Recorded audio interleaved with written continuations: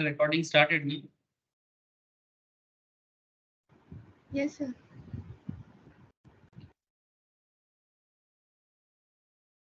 एक मिनट में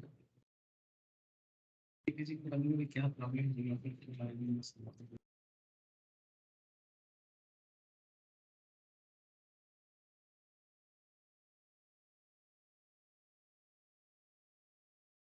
Yes, Ayan. আওয়াজ আসছে?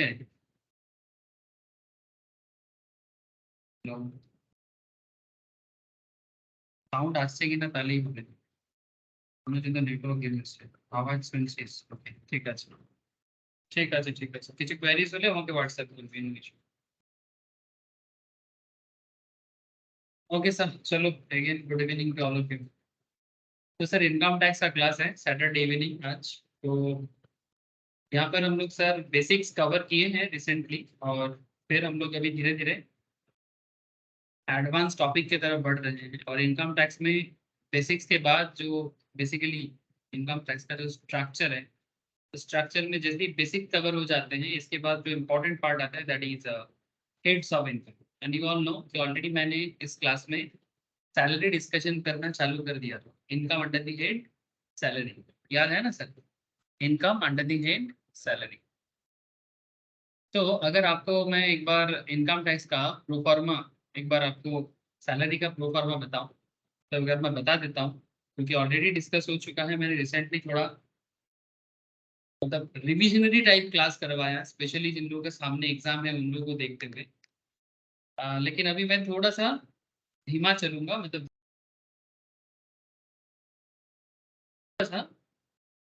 स्पीड में थोड़ा सा रोक लगाऊंगा क्योंकि मैंने काफी कम समय के अंदर आप लोगों को बहुत सारा क्वेश्चंस वगैरह करवा दिए ठीक है लेकिन अभी मैं क्वेश्चंस पे फोकस नहीं करूंगा बल्कि इस पे फोकस करूंगा बोलो ताकि मैं फोकस कर पाऊँ आप लोगों के लिए इंडिविजुअल प्रोविजंस पे ठीक है तो थोड़ा समझते हुए और आराम से एक एक स्पेशल पॉइंट्स को पढ़ते हुए जाना है ठीक है थोड़ा समझते हुए एक एक स्पेशल पॉइंट्स को पढ़ते हुए आगे बढ़ना है तो जैसे कि आप लोग देख सकते हो कि हम लोग सैलरी में कहाँ बात कर रहे हैं सर सैलरी में हम लोग क्वेश्चन आंसर लास्ट क्लास में डिस्कस किए थे चलो मैं स्क्रीन शेयर कर लेता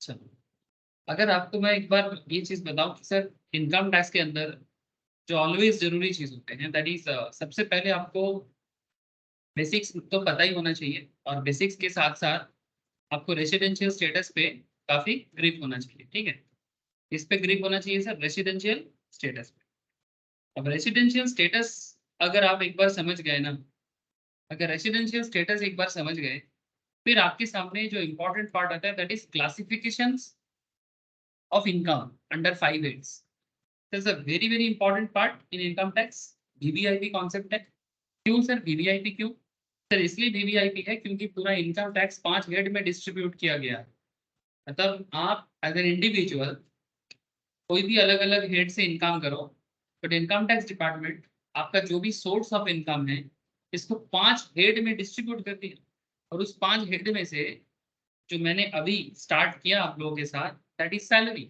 okay that is salary it's very one of the popular income source है ना जो लोग भी जॉब करते हैं उनको सैलरी मिलता है वीवीआईपी सोर्स है बहुत ही इंपॉर्टेंट एक सोर्स ऑफ इनकम है लोगों की तो इनकम टैक्स डिपार्टमेंट आपको सिर्फ इतना कहना चाहता है कि अगर आप एक सैलरीड पर्सन हो तो आपको क्या क्या नियम फॉलो करना है और किस तरह से आप अपना इनकम टैक्स कैलकुलेट करोगे और गवर्नमेंट के घर में टैक्स जमा करोगे दैट इज इन सिंपल अगर आप अपने लिए कर रहे हो तो खुद के लिए सोचो और अगर आप एक चार्टर्ड अकाउंटेंट हो रहे हो अगर आप एक कॉस्ट अकाउंटेंट कंपनी सेक्रेटरी जो अपने क्लाइंट के लिए काम करता है ना तो आपको सैलरी के बारे में सारा इंपॉर्टेंट नॉलेज तो गैदर करना ही है और उसके ऊपर बेस करके अपने क्लाइंट को क्या करना है सर परिसेवा देना है मतलब आपको अपना सर्विस अपने क्लाइंट को प्रोवाइड करना है ज़्यादा नॉलेज अगर आपको लेना है नॉर्मल पढ़ाई के साथ साथ अगर आप प्रैक्टिकल भी अपने आप को थोड़ा डेवलप करना चाहते हो तो मैं आप लोगों को ऑलवेज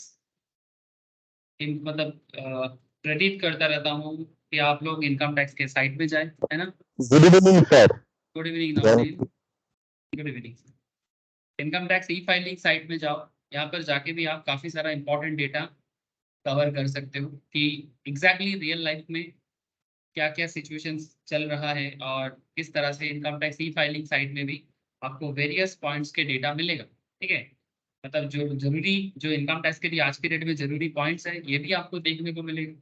और उसके साथ साथ ये जो मैं आपको अभी हेड्स ऑफ इनकम के बारे में बोला, ठीक है, उसका भी आपको आइडिया मिल जाएगा। ऐसे देखो यहाँ पर सबसे पहले ऊपर ना पर्सन्स का डिस्ट्रीब्यूशन किया गया है इनकम टैक्स में, इंडिविजुअल का, कंपनी का, नॉन कंपनी का। ठीक है, ठीक है, इंडिविजुअल्स का, एचयूएफ का, कंपनी का, नॉन कंपनी का। इसमें अगर आप इंडिविजुअल्स में देखो तो इंडिविजुअल्स कितना तरह का हो सकता है, सैलरी कमा सकते हैं, बिजनेस प्रोफेशन से कमा सकते हैं, है ना, सीनियर सुपर सीनियर भी हो सकते हैं, नॉन रेसिडेंट हो सकते हैं और एचयूएफ हो सकते हैं। तो सबके हिसाब से, जैसे कि सब सैलरी, मैं अभी आपको ज्यादा डिटेल्स में नहीं लेके जाऊंगा, तो सैलरी में बात करूँ तो सैलरी का जो इनकम टैक्स का जो गाइडेंस है वो यहाँ पर भी आपको हल्का मिलेगा। ठीक है, guidance to file tax return कि एक सैलरीड पर्सन को किस तरह से रिटर्न फाइल करना चाहिए, आगे आगे मैं शो करूंगा सर। ठीक है, मैं ऐसे पढ़ाते पढ़ाते भी बहुत सारी चीज बताते जाऊंगा, बट फिर भी कुछ चीजें आप लोगों का अपडेट होना चाहिए, क्योंकि राह चलते कोई भी आपको पूछ लेता कि भाई चार्टर्ड अकाउंटेंट बन रहे हो, बताओ तो एक सैलरीड पर्सन का क्या टैक्स का फॉर्म चाहिए, मतलब कौन से रिटर्न फाइलिंग के लिए क्या फॉर्म चाहिए, क्या क्यों चाहिए। ठीक है, तो इसके लिए ना आपको जो मतलब राह चलते का जो नॉलेज चाहिए ना, राह चलते समझते हो ना, मतलब एक नॉर्मल वे ऑफ क्या बोले सर, अगर जिस फील्ड में हो उस फील्ड में क्या चल रहा है, इसका एक ऑलवेज अपडेशन आपके अंदर होना चाहिए। तो ये देखो सर, हम लोग डिटेल्स में पढ़ाई करते हैं, है ना, ये जो इनकम टैक्स का जो पढ़ाई का मतलब हम लोग का जो सिलेबस स्ट्रक्चर है, इस पे हम लोग एक एक पॉइंट पे इतना ज्यादा बात करते हैं, फिर कभी कभी हम लोग भूल जाते हैं कि अच्छा अच्छा सभी पॉइंट अल्टीमेटली ई फाइलिंग में आके रुक जाते हैं। ठीक है, लेकिन this is beyond E filing sir, income tax is not just E filing, it's beyond E filing. मतलब किसी किसी को तो ऐसा फील होता है कि इनकम टैक्स मतलब ई फाइल, चलो जो अगर किसी को फील होता है तो होने दो, but income tax is beyond that, एक बहुत बड़ा समुंदर है जिसके अंदर तैरना आना चाहिए। तैरना मतलब स्विमिंग। ठीक है, सो इसमें आप देख सकते हो ITR 1, ITR 1 का, ITR 4 का नॉर्मल यूज होता है फॉर्म वाइज, अगर देखो आगे चर्चा होगा सर इस पे भी। और अगर आप स्लैब वाइज देखना चाहोगे, return forms applicable salaried person के लिए, टैक्स स्लैब्स, ठीक है, रिटर्न और फॉर्म का यहाँ पर आप ITR 1 या सहज बोलते हैं सर। ठीक है, ITR 1 या सहज बोलते हैं। ठीक है, ये कौन कौन भर सकता है, ये रिसेंटली मैंने ITR 4 প্রিভেন্টিভ ইনকাম বেসিসে যারা করে তাদের জন্য না। না ITR 4 বেসিক্যালি ওটা বিজনেসের জন্য লাগে, প্রেজেন্টিভ বেসিসে যারা করে হ্যাঁ, পিজিপিপি প্রিভেন্টিভ সেগমেন্টে, ওটাই। PGPP segment. बट नॉर्मली जो सैलरीड पर्सन होते हैं इनका, इसका भी एक ITR 4 है, दैट इज सुगम। ठीक है, ITR 4 नोन एज सुगम। ठीक है, जो भी इंडिविजुअल एचयूएफ के लिए लगता है। ठीक है, इंडिविजुअल एचयूएफ के लिए लगता है जो सैलरीड पर्सन है या पेंशन से कमाते हैं और जिनका एक हाउस प्रॉपर्टी है। ठीक है, तुम जो बात कर रहे हो ना नॉमिनी, ठीक है, तुम जो बात कर रहे हो वो पीजीपीपी सेगमेंट्स में, হ্যাঁ, अगर आप पीजीपीपी सेगमेंट्स में एक ITR 3 होता है হ্যাঁ, और एक 44 ITR, এডি। हाँ बोलो কি বলছেন। 44 এডিতে একটা ইনকাম হয় সেইটা। হ্যাঁ হ্যাঁ হ্যাঁ, ঠিক আছে, এখানে দুটো জিনিস আছে, একটা হচ্ছে পিজিপিপি তে একটা रिटर्न्स एंड फॉर्म्स আছে, पीजीपीपी তে মানে बिजनेस एंड प्रोफेशंस का अगर आप देखो तो इसमें आपको अपडेट नहीं हो रहा है क्या, एक सेकंड, इस सैलरी में ही अभी तक है, अगर मैं इसको पीजीपीपी सेगमेंट्स में लेके जाऊँ,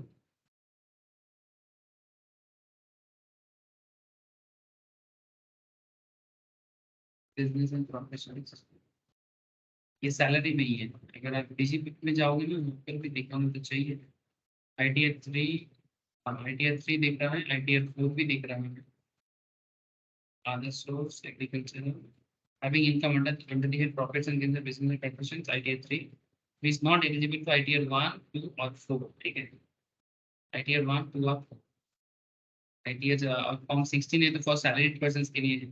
तो बेसिकली ये फॉर्म का एरिया मैंने रिसेंट पास्ट में कवर किया है सर, मैं फिर से चर्चा करूंगा इसके ऊपर।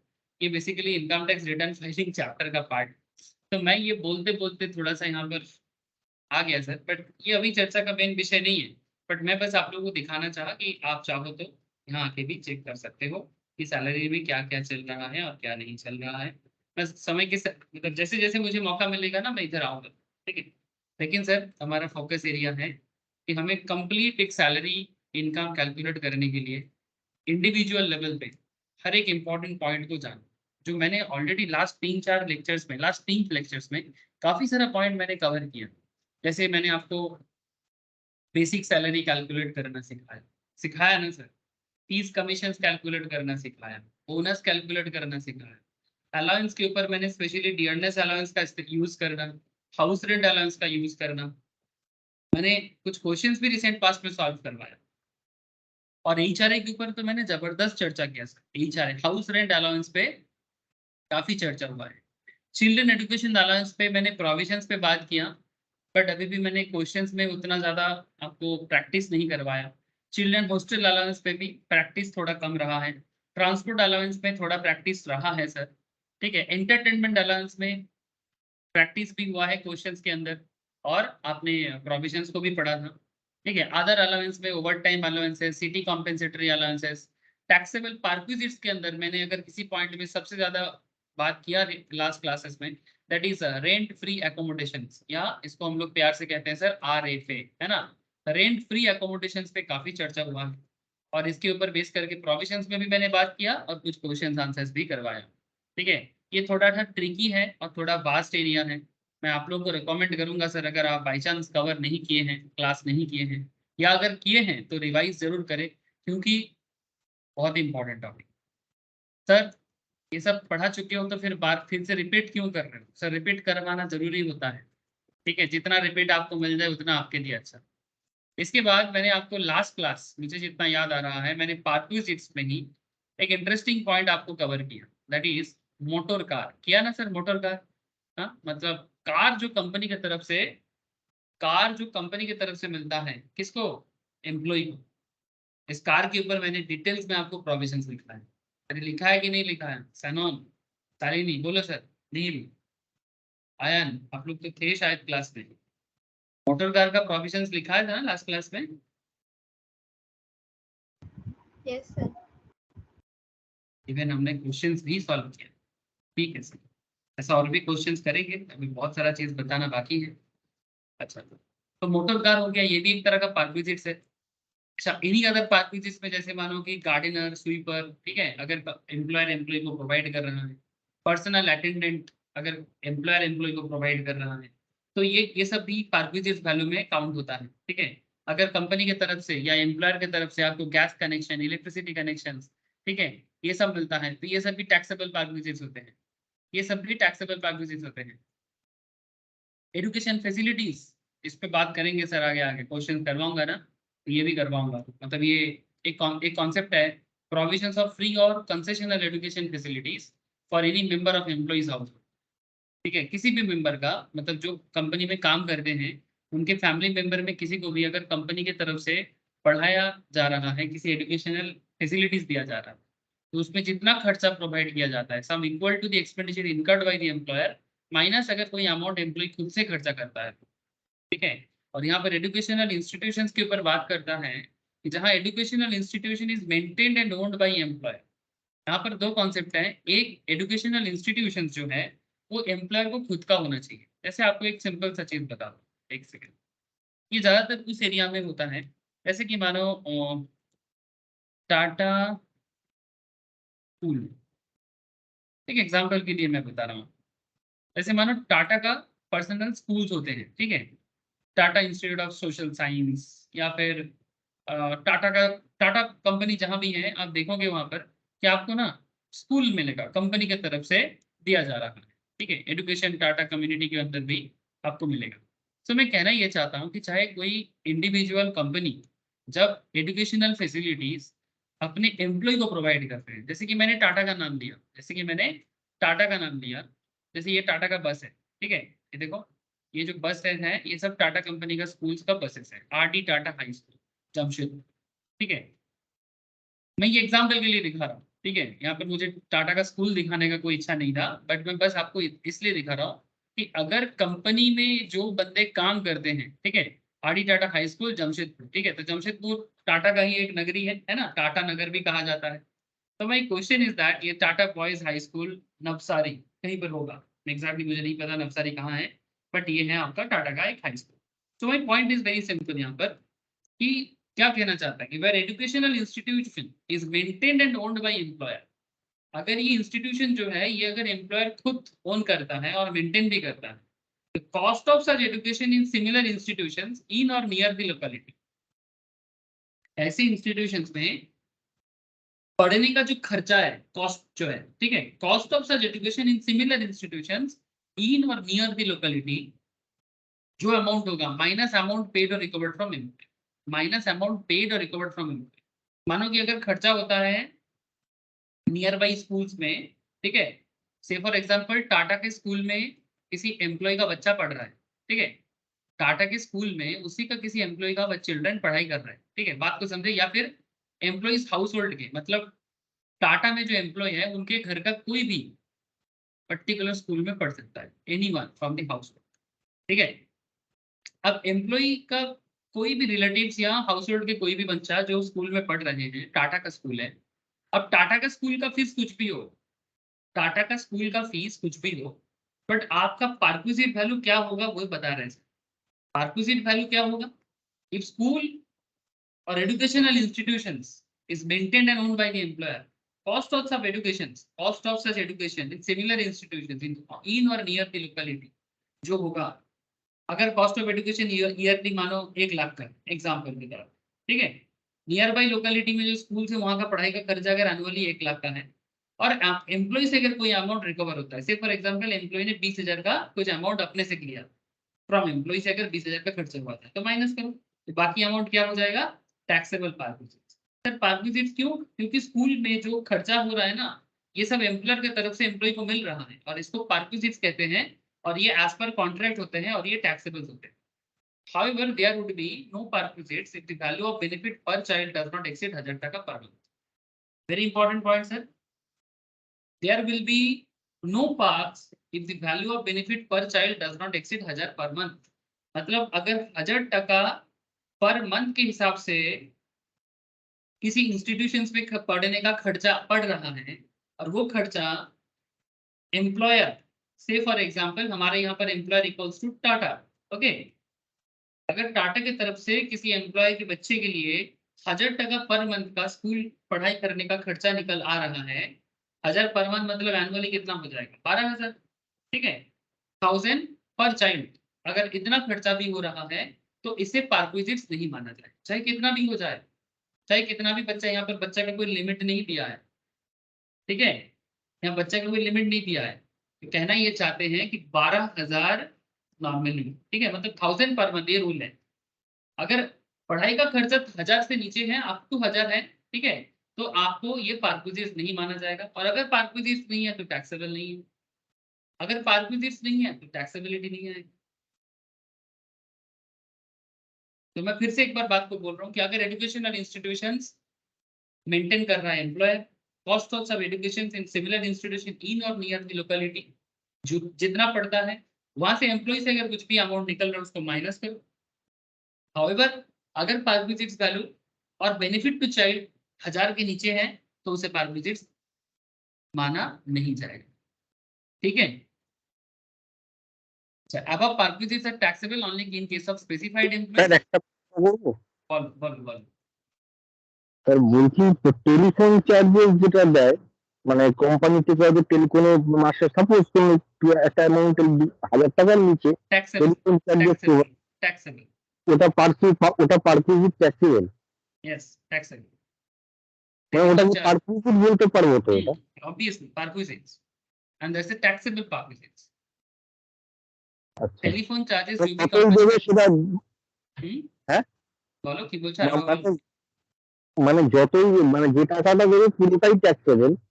হ্যাঁ, আচ্ছা, যে অ্যামাউন্টটা দেবে টেলিফোন ভ্যালু যা দেবে সেটাই পারচেজ, তার কোনো লিমিট দেয়নি, ঠিক আছে। আমি এখানে দেখাচ্ছি, এখানে এখানে ছিল এক্ষুনি পয়েন্ট, আমি আগের দিন একটা অঙ্ক করিয়েছিলাম, তুমি যদি ক্লাসটা মিস করেছো তুমি একবার অবশ্যই করে হ্যাঁ নিও হ্যাঁ क्लासটা। আমি এরকম কিছু क्वेश्चन लास्ट क्लास से करिएছি। लास्ट क्लास में एक ऐसा क्वेश्चन करवाया था ना रे, जहाँ पर टेलीफोन चार्जेस वगैरह कंपनी की तरफ से मिल रहा है। हाँ नील, किसी को याद है? लास्ट दिन मैंने 5-7 क्वेश्चन करवाया था। लैपटॉप वगैरह अगर कंपनी की तरफ से मिलता है तो वो टैक्सेबल होता है क्या? हेलो, अरे अगर कंपनी अपने एम्प्लॉय को लैपटॉप देता है तो लैपटॉप का वैल्यू टैक्सेबल है क्या? परक्विजिट्स है क्या? बोलो।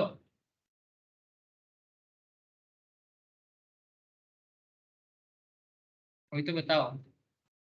लास्ट क्लास में ही मैंने क्वेश्चन करवाया।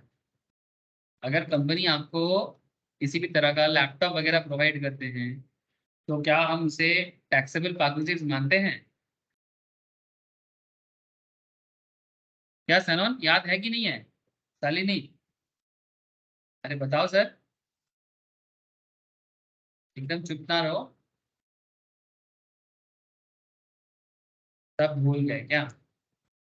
सर भूलना नहीं है, याद करके पढ़ना चाहिए, तब ना सब याद कर पाओगे सर। हाँ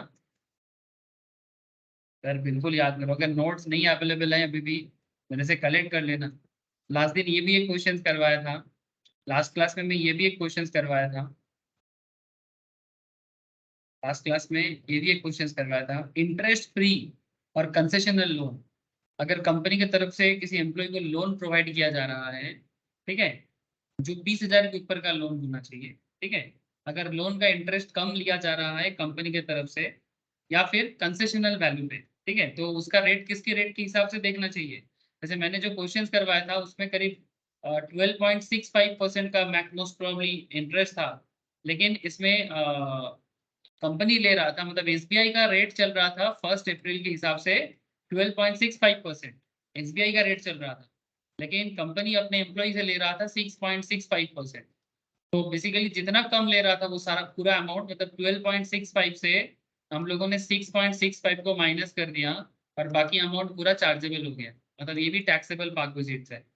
गिफ्ट वाउचर के ऊपर भी क्वेश्चन करवाया सर,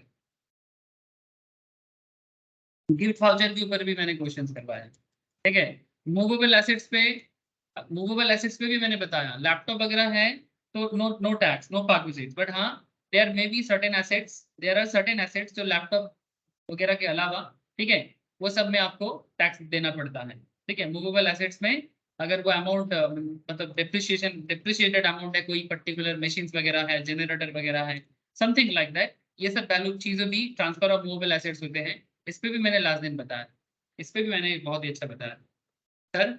इस तरह का पॉइंट जो है पार्कोजी रिलेटेड, मैंने लास्ट क्लासेस में जितना क्वेश्चन आपको करवाया था उस पर मैंने कवर किया।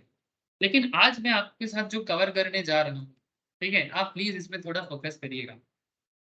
आज का जो डिस्कशन होने वाला है ये मेनली, ये मेनली इसको प्यार से कहते हैं रिटायरमेंट बेनिफिट, ठीक है, इसको प्यार से कहते हैं रिटायरमेंट बेनिफिट।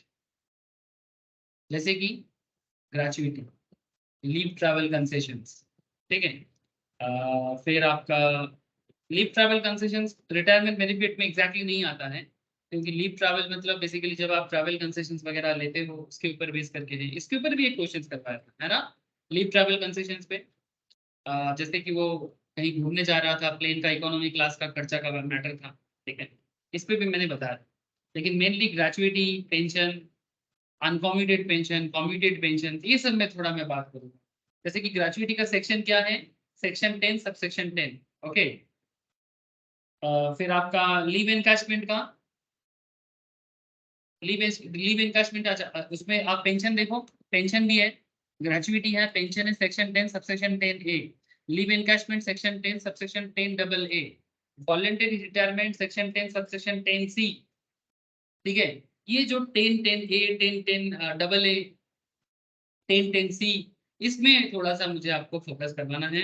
रिट्रेंचमेंट कंपेंसेशन, ठीक है, रिट्रेंचमेंट कंपेंसेशन मतलब किसी को कंपनी से मतलब जॉब से निकाल दिया जा रहा है और रिट्रेंचमेंट के उसके बदले उनको थोड़ा कंपेंसेट किया जा रहा है, ठीक है, कुछ होते हैं केस वगैरह चलता है, रिट्रेंचमेंट कंपेंसेशन का मैटर आता है। तो सेक्शन 10 10 बी के तहत भी इस टाइम पे एम्प्लॉय को सैलरी वगैरह मिलता है, ठीक है, तो उसमें भी आपको कुछ टैक्सेबल होते हैं, कुछ आपका नॉन टैक्सेबल होते हैं। सम अमाउंट एग्जेम्प्ट हो जाते हैं, सम अमाउंट टैक्सेबल होते हैं।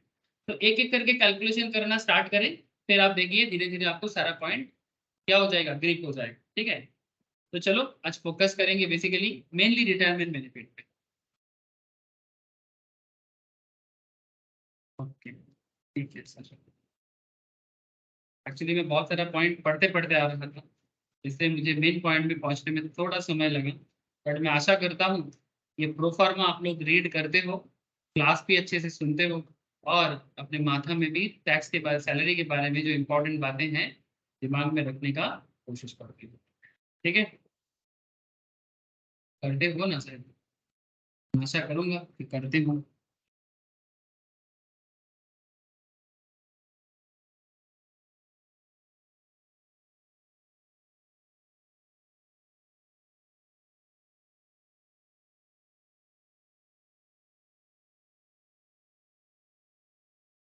चलो सर, मेरे साथ साथ स्टार्ट। बेसिकली आज का डिस्कशन होने जा रहा है सैलरी चैप्टर के अंदर जो रिटायरमेंट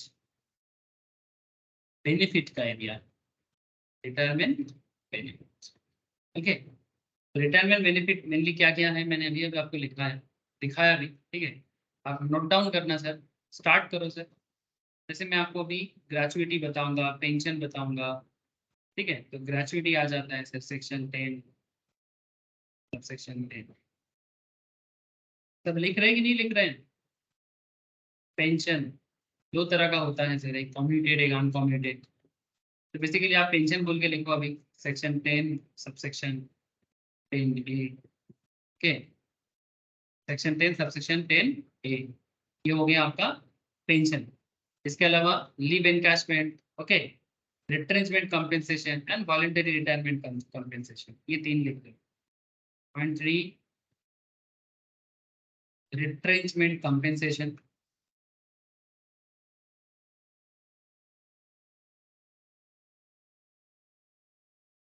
रिट्रेंचमेंट कंपेंसेशन जो है सर, इसको सेक्शन 10 सबसेक्शन 10B में बोला गया है। हाँ सर, सेक्शन 10 सबसेक्शन 10B में बोला गया है।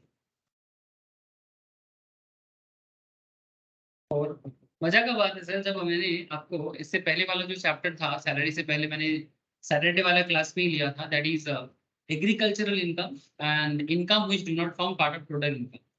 उस समय में भी ना मैंने ये सब पॉइंट आपके साथ बोला था कि income which do not form part of total income के अंदर देयर आर सर्टेन इनकम जिसमें एग्जेम्पशन मिलता है फुल्ली, और देयर आर सर्टेन इनकम जिसमें एग्जेम्पशन मिलता है आधा अधूरा, स्पेशली सैलरी रिलेटेड था।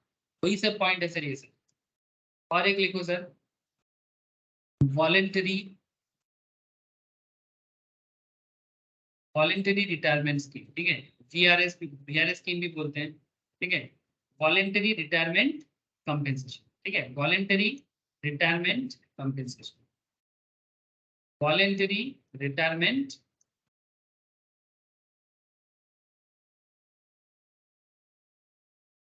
और एक क्या है सर? और एक है आपका लीव एनकैशमेंट। तो ये हो गया आपका सेक्शन 10 सबसेक्शन 10AA। ठीक है, 10A। और एक आपका इंपॉर्टेंट स्कीम जो रिटायरमेंट बेनिफिट में पॉपुलर होता है, दैट इज लीव। बाकी रहेगा ना सर, लीव एनकैशमेंट बाकी रहेगा। Yes, leave encashment, leave encashment. Leave encashment का जो हिसाब होता है ये बेसिकली सेक्शन 10, मैंने गलत लिखा दिया सर, रिटायरमेंट 1010C था और ये 1010AA था। सॉरी सॉरी सॉरी, ये 1010C होगा। वॉलंटरी रिटायरमेंट स्कीम जो है, वॉलंटरी रिटायरमेंट कंपेंसेशन 1010C है, सॉरी सर। और लीव एनकैशमेंट 1010AA। ओके, आई थिंक आप सेक्शन सी के सर। तो क्या क्या पॉइंट निकला sir? There are basically 5 points to remember. There are basically 5 points to remember जो रिटायरमेंट बेनिफिट का पार्ट है, जो प्रूफ मतलब फॉर्मेट के अंदर बहुत ही जरूरी 5 इंपॉर्टेंट कैलकुलेशंस है। सर एक क्वेश्चन के अंदर क्या सारा का सारा मिल जाएगा? मतलब ईच एंड एवरी पॉइंट में ट्रीटमेंट हो सकता है? Not sir, not necessary. हाँ, लेकिन हाँ, एग्जाम में इंडिविजुअल क्वेश्चंस भी हो सकता है। इंडिविजुअल मतलब सिर्फ ओनली पेंशन से सवाल कर ली, देयर में भी questions for pension only, there में भी क्वेश्चंस फॉर ग्रेजुएटी ओनली। और सबसे इंपॉर्टेंट बात है सर, जब एक कंप्लीट सैलरी का क्वेश्चंस करेगा या फिर एक कंप्लीट टोटल इनकम जहाँ पर सैलरी, पीजीपीपी, हाउस प्रॉपर्टी सब मिला जुला के भी क्वेश्चंस होता है ना सर, जब सारा हेड कंप्लीट हो जाता है तब आप उसमें अच्छा ग्रिप बना सकते हो ईच एंड एवरी हेड के ऊपर बेस करके। तो ग्रेचुइटी, पेंशन सब मिला के भी आपको एक सैलरी क्वेश्चन दे सकता है जिसमें कंप्लीट क्वेश्चंस करना है। ओके, डोंट वरी, मैंने रिसेंटली एक कंप्लीट क्वेश्चंस का दिखाया कि कैसे होता है कंप्लीट क्वेश्चन। लेकिन पहले ना आप इंडिविजुअल जो डेवलपमेंट है उसको उसमें एक बात काम करो सर। आपको इतना तो समझ में आ रहा है कि सैलरी या कोई भी पर्टिकुलर हेड में ऐसा नहीं कि अभी आए और अभी हेड समझ गए, ऐसा नहीं होता है सर। सुनने में अच्छा लगता है कि 5 heads of income, sound good, दिमाग में एक अच्छा साउंड देता है कि 5 हेड्स ऑफ इनकम है। बट 5 हेड्स ऑफ इनकम अगर इतना जल्दी हो जाता कि चलो इतना सैलरी है, इतना टैक्स देना है, matter is not just that. Salary के अंदर भी बहुत सारा खिचड़ी पकाया गया है। अभी खिचड़ी को सॉल्व करना जरूरी है। मतलब टू मच हचपच इज देयर। अब टू मच हचपच को सिंपल करना जरूरी है। और ये सिंप्लीफिकेशन तभी हो पाएगा जब आप लोग एक एक पॉइंट को अच्छे से समझे। जैसे मैंने ऑलरेडी आपको HRA RFA जैसी चीजें समझाया ना, वैसा ही अभी रिटायरमेंट बेनिफिट में जा रहा हूँ, उसको समझो। ठीक है, ओके सर। चलो सर, हेडिंग करें पेंशन। हेडिंग करो पेंशन। पेंशन का सेक्शन क्या है? Section 10 subsection 10A। ओके,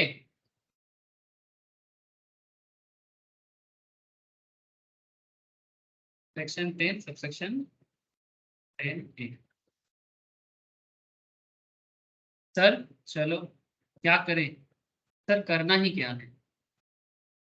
आज बोला ना मैंने, प्रीवियस 3-4 क्लासेस में मैंने काफी बड़ा बड़ा क्वेश्चंस करा दिए।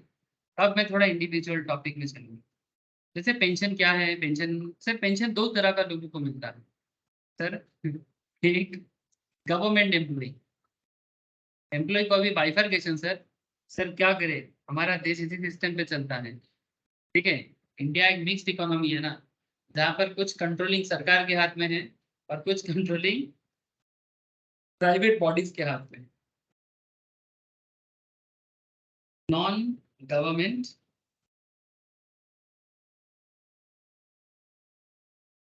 के सर, गवर्नमेंट एम्प्लॉय होने के नाते, गवर्नमेंट एम्प्लॉय होने के नाते आपके पास दो कॉन्सेप्ट आएगा। पहला, पेंशन को बेसिकली दो तरीके से देखा जाता है। कम्यूटेड, कम्यूटेड पेंशन का क्या माने होता है sir? What is the meaning of commuted? Commuted मतलब जब आप एक साथ लम सम में पैसा उठाते हो, अपने पेंशन का पैसा लम सम में आप तोड़ लेते हो। लम सम में मतलब बड़ा अमाउंट एक ही बार। ठीक है, और एक होता है अनकम्यूटेड।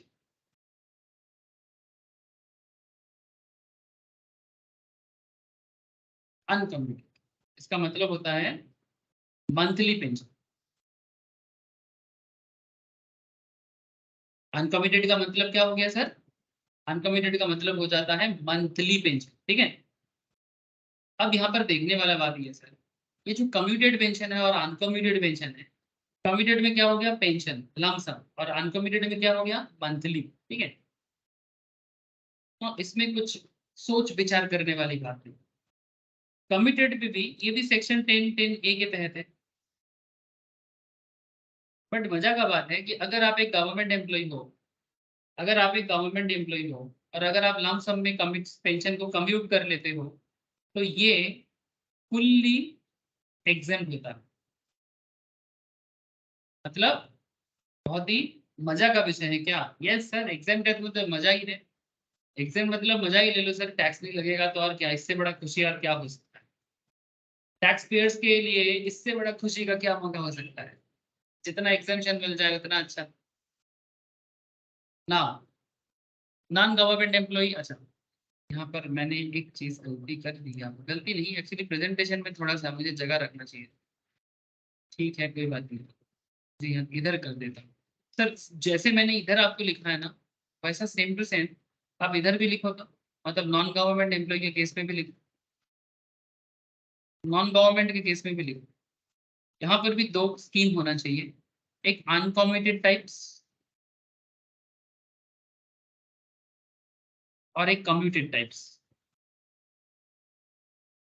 एक कमिटेड एक अनकमिटेड, ठीक है। अब यहाँ पर एक चीज आपको थोड़ा सा ड्रॉ कर लो आप।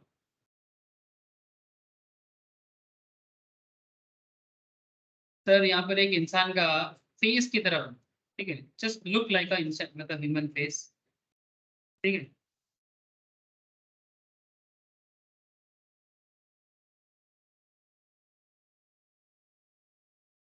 और एक चीज कर दो, एक नाक दे दो और यहाँ से पानी टपका, तब जैसा लगे कि रो रहा है, ठीक है।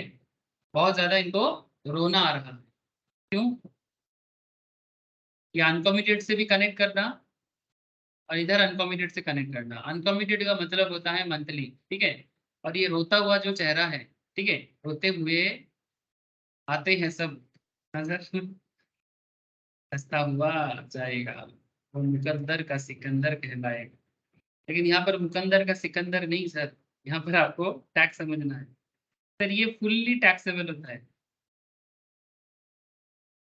अनकॉमिटेड पेंशन जो है वो फुल्ली टैक्सेबल कैटेगरी में आते हैं, और बिकॉज ये फुल्ली टैक्सेबल कैटेगरी में आते हैं, ओके सर, बिकॉज ये फुल्ली टैक्सेबल कैटेगरी में आते हैं, इसीलिए क्या हो जाता है, रोना आ जाता है अनकॉमिटेड। सर एक तरफ ये चीज बाकी रह गया, अगर कॉमिटेड पेंशन नॉन गवर्नमेंट के केस में हो तो क्या होगा? अगर कॉमिटेड पेंशन नॉन गवर्नमेंट के केस में हो तो थोड़ा मेहनत बढ़ जाएगा। सर क्यों? सर उसी क्यों का जवाब ढूंढने ही तो निकले हैं हम लोग। इसमें सबसे पहले एक सवाल पे सवाल है सर, सवाल पे सवाल। सर जैसे आपको देखो, सबसे पहले सवाल ये था कि कॉमिटेड पेंशन वाले के लिए टैक्सेबल होगा कि एग्जेम्प्टेड होगा, है ना। अब ये पहला सवाल आपके मन में है कि अगर कोई नॉन गवर्नमेंट एम्प्लॉई है, अगर कोई नॉन गवर्नमेंट एम्प्लॉई है और अगर वो पेंशन को कम्यूट कर रहा है, तो आपके पहला सवाल कि सर टैक्सेबल होगा कि एग्जेम्प्टेड होगा। बट ये सवाल का जवाब पाने से पहले आपको एक और सवाल करना पड़ेगा। क्वेश्चन ये रहा, ये सवाल रहेगा कि क्या ग्रेचुइटी रिसीव कर रहा है? सवाल पे सवाल। हमने पूछा कि नॉन गवर्नमेंट एम्प्लॉय है, पेंशन कम्यूट कर रहा है, फिर ये सवाल का जवाब पूछ रहे थे कि भाई टैक्सेबल होगा कि एग्जेम्प्टेड होगा बताओ। लेकिन इनकम टैक्स डिपार्टमेंट बोलते नहीं, डायरेक्टली ये जवाब आपको नहीं दिया जाएगा। इस जवाब को पाने से पहले आप पहले ये जवाब दो कि ग्रेचुइटी रिसीव किया है, हाँ या ना। अब आप बोलोगे सर ग्रेचुइटी रिसीव के साथ पेंशन का क्या कनेक्शन? अब कनेक्शन इनकम टैक्स डिपार्टमेंट ने जोड़ दिया तो हम अब क्या कर सकते? हाँ, अब जो बोला है वो करना पड़ेगा। अब ये इस पॉइंट से एरो खींचो सर, मैं नेक्स्ट पेज में जा रहा हूँ, आप उसी के साथ साथ चलते हो। तो जैसे ही ग्रेचुइटी रिसीव है या नहीं है, ये सवाल का जवाब ढूंढने हम लोग निकले, ठीक है। ग्रेचुइटी रिसीव है या नहीं है, इस सवाल का जवाब ढूंढने जब हम लोग निकले तो हमारे सामने या तो यस जवाब आएगा या तो नो जवाब आएगा। मतलब जो एम्प्लॉय है उनको या तो ग्रेचुइटी मिलेगा या तो ग्रेचुइटी नहीं मिलेगा। अगर ग्रेचुइटी मिलता है, अगर आंसर यस है, तो रूल बदल जाता है। सेक्शन 10 सबसेक्शन 10 ए के तहत, मतलब ये जो रूल है मतलब इनकम टैक्स का, पेंशन का, सेक्शन 10 सबसेक्शन 10 ए के तहत आपका 1/3 ऑफ फुल वैल्यू एग्जेम्प्ट होता है। Okay, 1/3 of full value exempt होता है, point to be noted sir. और अगर अगर अगर आप ग्रेचुइटी रिसीट में ना बोलते हो तो सेक्शन 10 सबसेक्शन 10 ए के तहत half of full value is exempt, half of full value is, ये जवाब मिलता है। क्या आप लोगों ने लिख लिया सर? हाँ, क्या आप लोगों ने लिख लिया? Yes sir.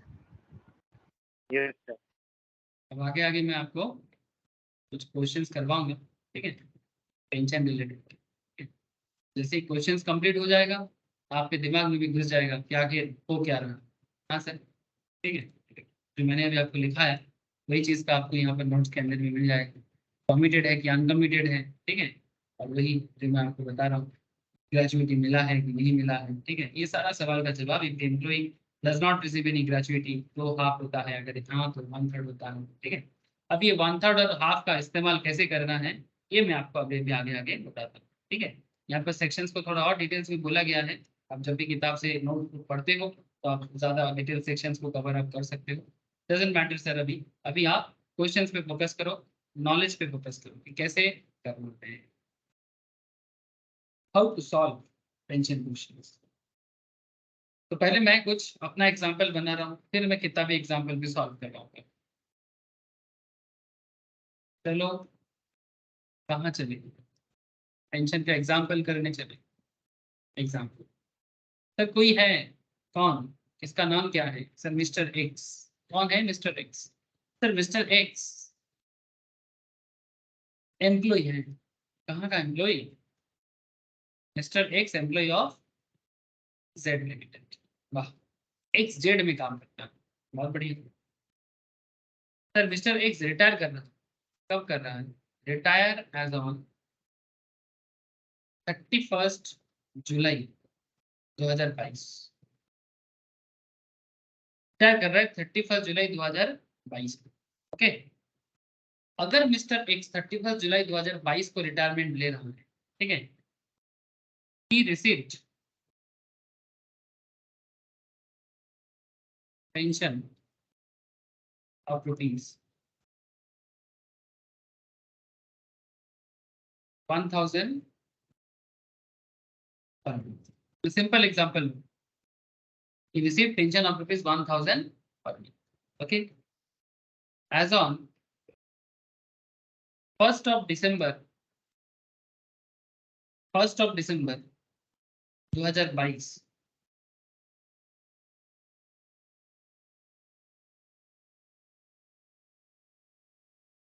ठीक है। 1 दिसंबर 2022 को mister x commuted 60% of his pension। Mr. X committed 60% of his pension for rupees 1.20 lakh, मतलब 1,20,000, ठीक है। 1.20 लाख मीन्स 1,20,000, ठीक है।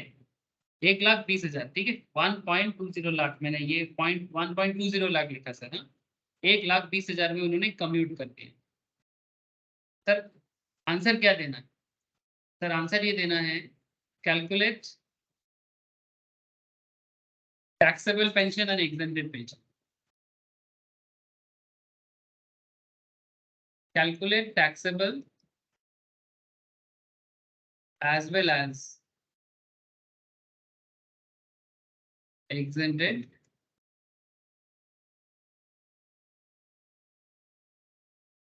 तो ये रहा आपका सवाल, पेंशन रिलेटेड सवाल, सिंपल सवाल है। अच्छा, जैसे ही मैंने आपको क्वेश्चन दिया, आपके मन में क्या चल रहा है? सर यहाँ पर आपको सबसे पहले तो ये देखना चाहिए कि मिस्टर एक्स गवर्नमेंट एम्प्लॉय है कि नॉन गवर्नमेंट एम्प्लॉय है, जल्दी बताओ प्लीज। क्या वो सरकारी एम्प्लॉय है या प्राइवेट एम्प्लॉय है? अरे मिस्टर एक्स सरकारी है कि प्राइवेट है? प्राइवेट है ना सर, नॉन गवर्नमेंट एम्प्लॉय है। Thank you. तो अगर मिस्टर एक्स एक नॉन गवर्नमेंट एम्प्लॉय है, आप जैसे सवाल आपने कर लिया, आप सेकंड सवाल क्या करोगे? क्या मिस्टर एक्स कम्यूट कर रहा है कि अनकम्यूट कर रहा है? सर वो दोनों कर रहा है, कम्यूट भी कर रहा है और अनकम्यूट भी कर रहा है। तो सर सिंपल बात है, जो कम्यू अनकम्यूटेड होगा वो फुल्ली टैक्सेबल होगा, और जो कम्यूटेड होगा वो फुल्ली टैक्सेबल नहीं है। उसका तो दो पार्ट है, या तो 1/3 ऑफ फुल वैल्यू होगा या तो हाफ ऑफ फुल वैल्यू। अब देखना ही है कि 1/3 होगा कि हाफ होगा, है ना। अब यही देखना है। हाँ यही देखना बाकी रह गया था क्या सर? हाँ सर यही देखना बाकी रह गया। तो सबसे पहले तो आप ये हिसाब लगाओ कि वो रिटायर कब किया है। सर उनका रिटायरमेंट हुआ है 31 जुलाई को 2022 में। तो रिटायरमेंट के बाद उनका नेक्स्ट मंथ क्या होगा रिटायरमेंट के बाद? अगस्त। अगस्त 2022 है ना, सितंबर, अक्टूबर, नवंबर, है ना। अगस्त, सितंबर, अक्टूबर, नवंबर, दिसंबर, जनवरी, फरवरी एंड मार्च। ये रहा हिसाब 22-23। 22-23 तक ही करना है ना, क्योंकि हमें तो एक एक प्रीवियस ईयर का हिसाब करना है। हमें तो एक एक प्रीवियस ईयर का हिसाब करना है, तो 22-23 का हिसाब करेंगे। तो अगस्त में कोई मुझे बता सकते हो उनको मंथली पेंशन कितना मिल रहा था? मिस्टर एक्स को मंथली पेंशन कितना मिल रहा था सर? 1000 टका per month. Thank you sir.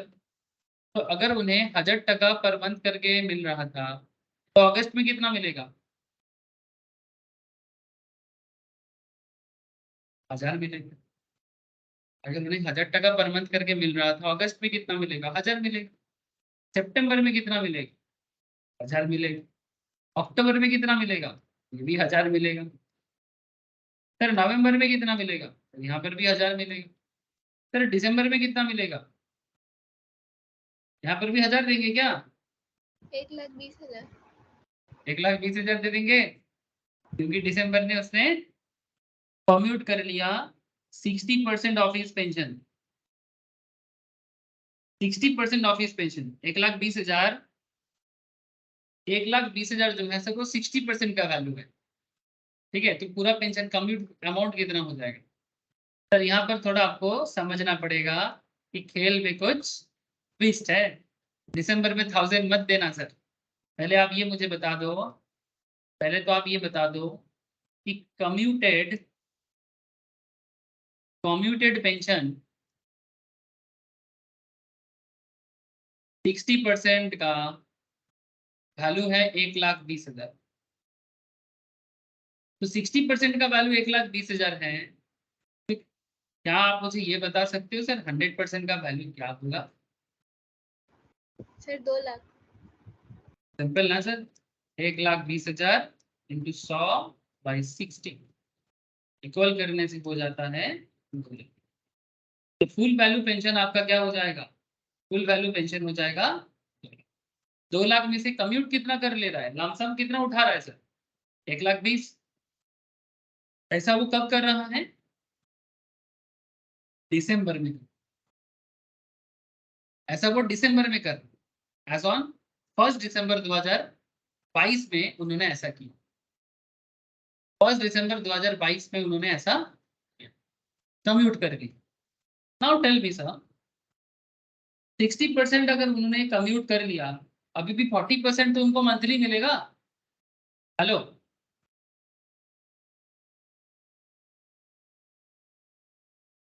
अगर 60% कम्यूट कर लिया तो 40% तो कम्यूट ही करेंगे, मतलब अनकम्यूट रहेगा ना, मंथली मिलेगा ना। तो फिर दिसंबर में वो कितना रिसीव करेगा, या जनवरी में कितना करेगा, फरवरी में कितना करेगा, मार्च में कितना करेगा? सर तब हम लोग 1,20,000 के हिसाब से नहीं देखेंगे, सिंपल उनको जो मंथली मिल रहा था, ठीक है, हम इतना हिसाब लगाएंगे कि 2 लाख का 60% कम्यूट हो गया, अभी भी बचा हुआ है ना, अभी भी कुछ बचा हुआ है, तो इतना समझेंगे कि 40% वैल्यू अभी मंथली पेंशन में जाएगा। 40% वैल्यू मंथली पेंशन में जाएगा। तो 1000 टका मंथली चल रहा था, 1000 टका करके मंथली चल रहा था, 1000 रुपीज करके, अब 40% करके मिलेगा। तो दिसंबर में जाएगा 400, जनवरी में जाएगा 400, फरवरी में जाएगा 400, मार्च में जाएगा 400, ऐसा करके होगा सर। मतलब 1000 का, मतलब ये मानेंगे कि एक्चुअल में ये ऐसा सिचुएशंस को फील करना है कि फुल वैल्यू का 60% चला गया, तो मंथली का भी 60 चला गया, तो 40% करके ही बाकी मंथ में उनको अवेल होगा। वैल्यू भी कम हो जाएगा, वैल्यू भी प्रोपोर्शनेटली कम हो जाएगी, सिंपल बात है। ठीक है, अब जितना मंथली अमाउंट है पूरा अगस्त से लेके मार्च तक का टोटल करो ना, अगस्त से लेके मार्च तक का टोटल करो, कितना होता है? 1 2 3 4,000, 4 4 4 4 4 तो 1600, 5,600। सर ये जो मंथली कम्यूटिंग है, ये टैक्सेबल है कि एग्जेम्प्टेड है? सर टैक्सेबल है। Thank you. रोता हुआ, ये रोते हुए देख रहे हो ना सर, अनकम्यूटेड मंथली पेंशन जो होते हैं वो टैक्सेबल होते हैं। ये नॉन, और ऊपर से नॉन गवर्नमेंट है ना, ऊपर से नॉन गवर्नमेंट है, तो बिल्कुल फुल्ली टैक्सेबल। तो आपका सिंपल जवाब होगा मंथली वैल्यू जो है वो फुल्ली टैक्सेबल। अब आगे का खेल देखो, अभी पूरा खेल खत्म नहीं हुआ। उन्होंने कम्यूट कर लिया था 1,20,000 जिसका ओवरऑल वैल्यू है 60% ऑफ दी पेंशन। तो फिर 100% हमने कैलकुलेट कर लिया, क्योंकि हमें क्वेश्चन बोला था 60% का, बाकी 100% हमने निकाल लिया यूनिटरी मेथड से। अब खेल में मजा आएगा। अब ये देखना है कि उनको उनको इस पॉइंट पे भी डालना है ना सर, ग्रेजुएटी रिसीव किया है कि नहीं किया है। सर इन आवर क्वेश्चन क्या ग्रेजुएटी के बारे में कुछ भी मेंशन किया है? हमारे क्वेश्चन में ग्रेजुएटी के बारे में कुछ कहा है सर? No sir. नो। तो ग्रेजुएटी रिसीव के बारे में क्वेश्चन तो साइलेंट है, तो नॉर्मली क्वेश्चन साइलेंट रहने से हम लोग ना ही मान लेते हैं, लेकिन फिलहाल हम लोग फॉर द अंडरस्टैंडिंग पर्पस दोनों कॉन्सेप्ट को ही देखेंगे। एक बार यस मानेंगे, एक बार नो मानेंगे, ठीक है, for the understanding purpose, because example चल रहा है। तो जब क्वेश्चन आपको ग्रेजुएटी रिसीव के बारे में क्वेश्चन आप बोला, तो नॉर्मली ना मानना चाहिए कि हाँ नहीं मिला है। अगर मिलता है तो वो जरूर बोल देता है कि हाँ ग्रेजुएटी रिसीव किया है एज पर ग्रेजुएटी एक्ट। तो अगर ये है तो क्या होगा, 1/3 of full value. Full value कितना है? फुल वैल्यू कितना है पेंशन का?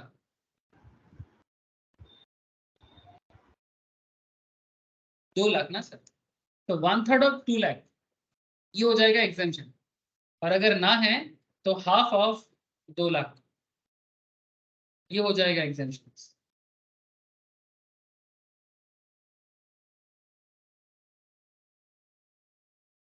तो 1/3 ऑफ 2 लाख कितना है?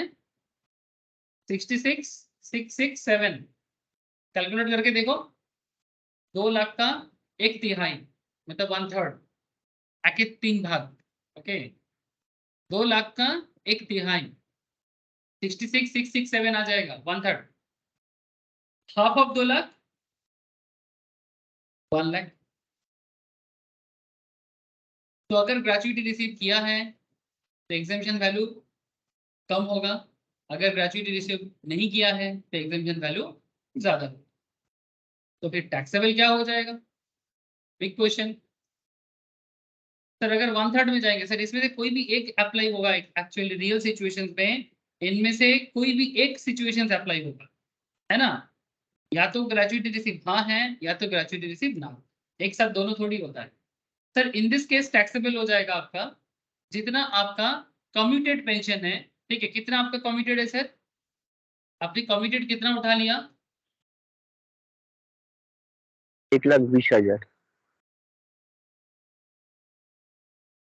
1,20,000, ठीक है। कमिटेड पेंशन है आपका 60%, दैट इज 1,20,000, ठीक है। अच्छा मुझे ये चीज बता दो कि जो जो अमाउंट कमिटेड हो जाता है, उस कमिटेड अमाउंट के ऊपर आपको बेसिकली एग्जाम्पशंस का वैल्यू, है ना, मतलब ये जो टैक्सेबल होगा ये कमिटेड कितना आपने, तो आपने कमिटेड किया 1,20,000 का, इसमें से एग्जाम्पशन हो जाएगा 66,667, ठीक है, बाकी हो गया टैक्स। इसमें भी सेम टैक्सेबल हो जाएगा 1,20,000 जो आपका कमिटेड वैल्यू है, माइनस हो जाएगा exemption, that is 1।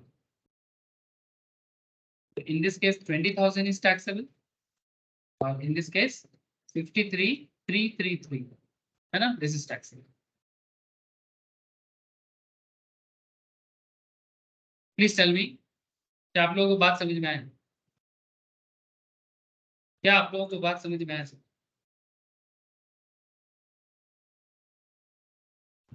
Yes sir. ठीक है सर।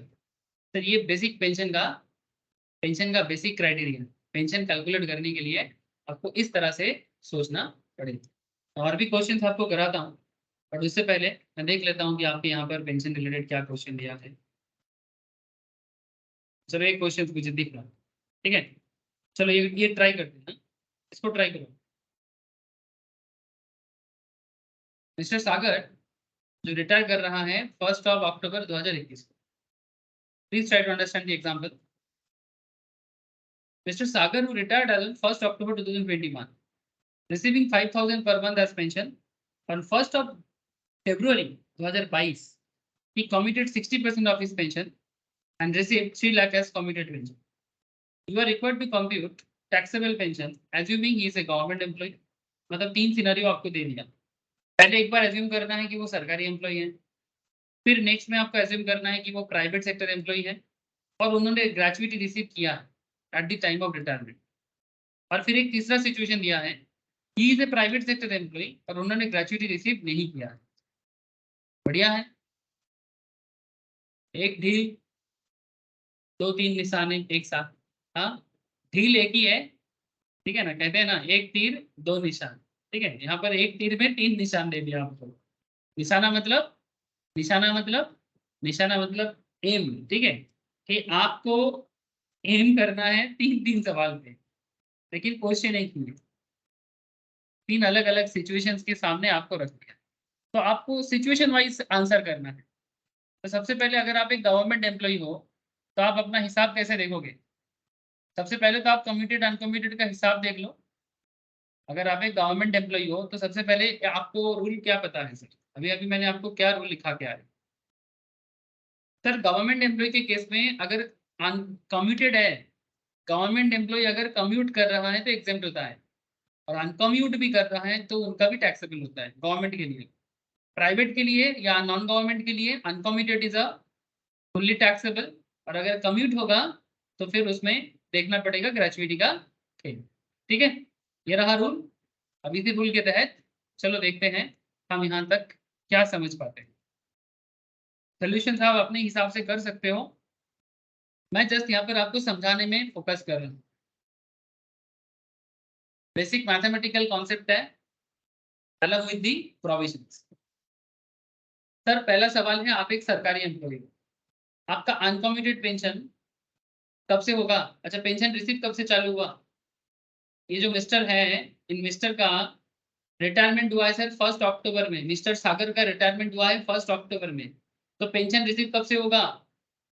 अक्टूबर से चालू हो जाएगा ना। हेलो, अगर मंथ के एंड पे बोलता तो नेक्स्ट मंथ करते हैं, बट ये तो मंथ का स्टार्टिंग है, मतलब ऐसे मंथ के एंड में मैंने 1 अक्टूबर में रिटायर किया, तो अक्टूबर में तो बेचारे को पेंशन मिलना चाहिए ना, नहीं तो खाएगा क्या अगर पेंशन एप्लीकेबल है तो, है ना। तो अक्टूबर से लेके मार्च तक, मतलब हमारा जो करंट ईयर है 22-23 का, उनका अनकम्यूटेड हिसाब क्या बनेगा सर? 5,000 करके 5,000 करके कितना महीने का बोलो?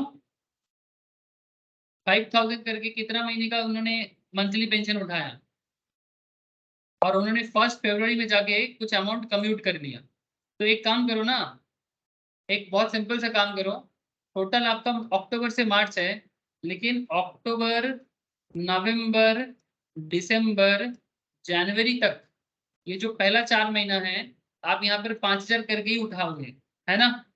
आप यहाँ पर 5,000 करके ही उठाओगे पेंशन, तो 5,000 करके 4 महीने का 20,000 होता है।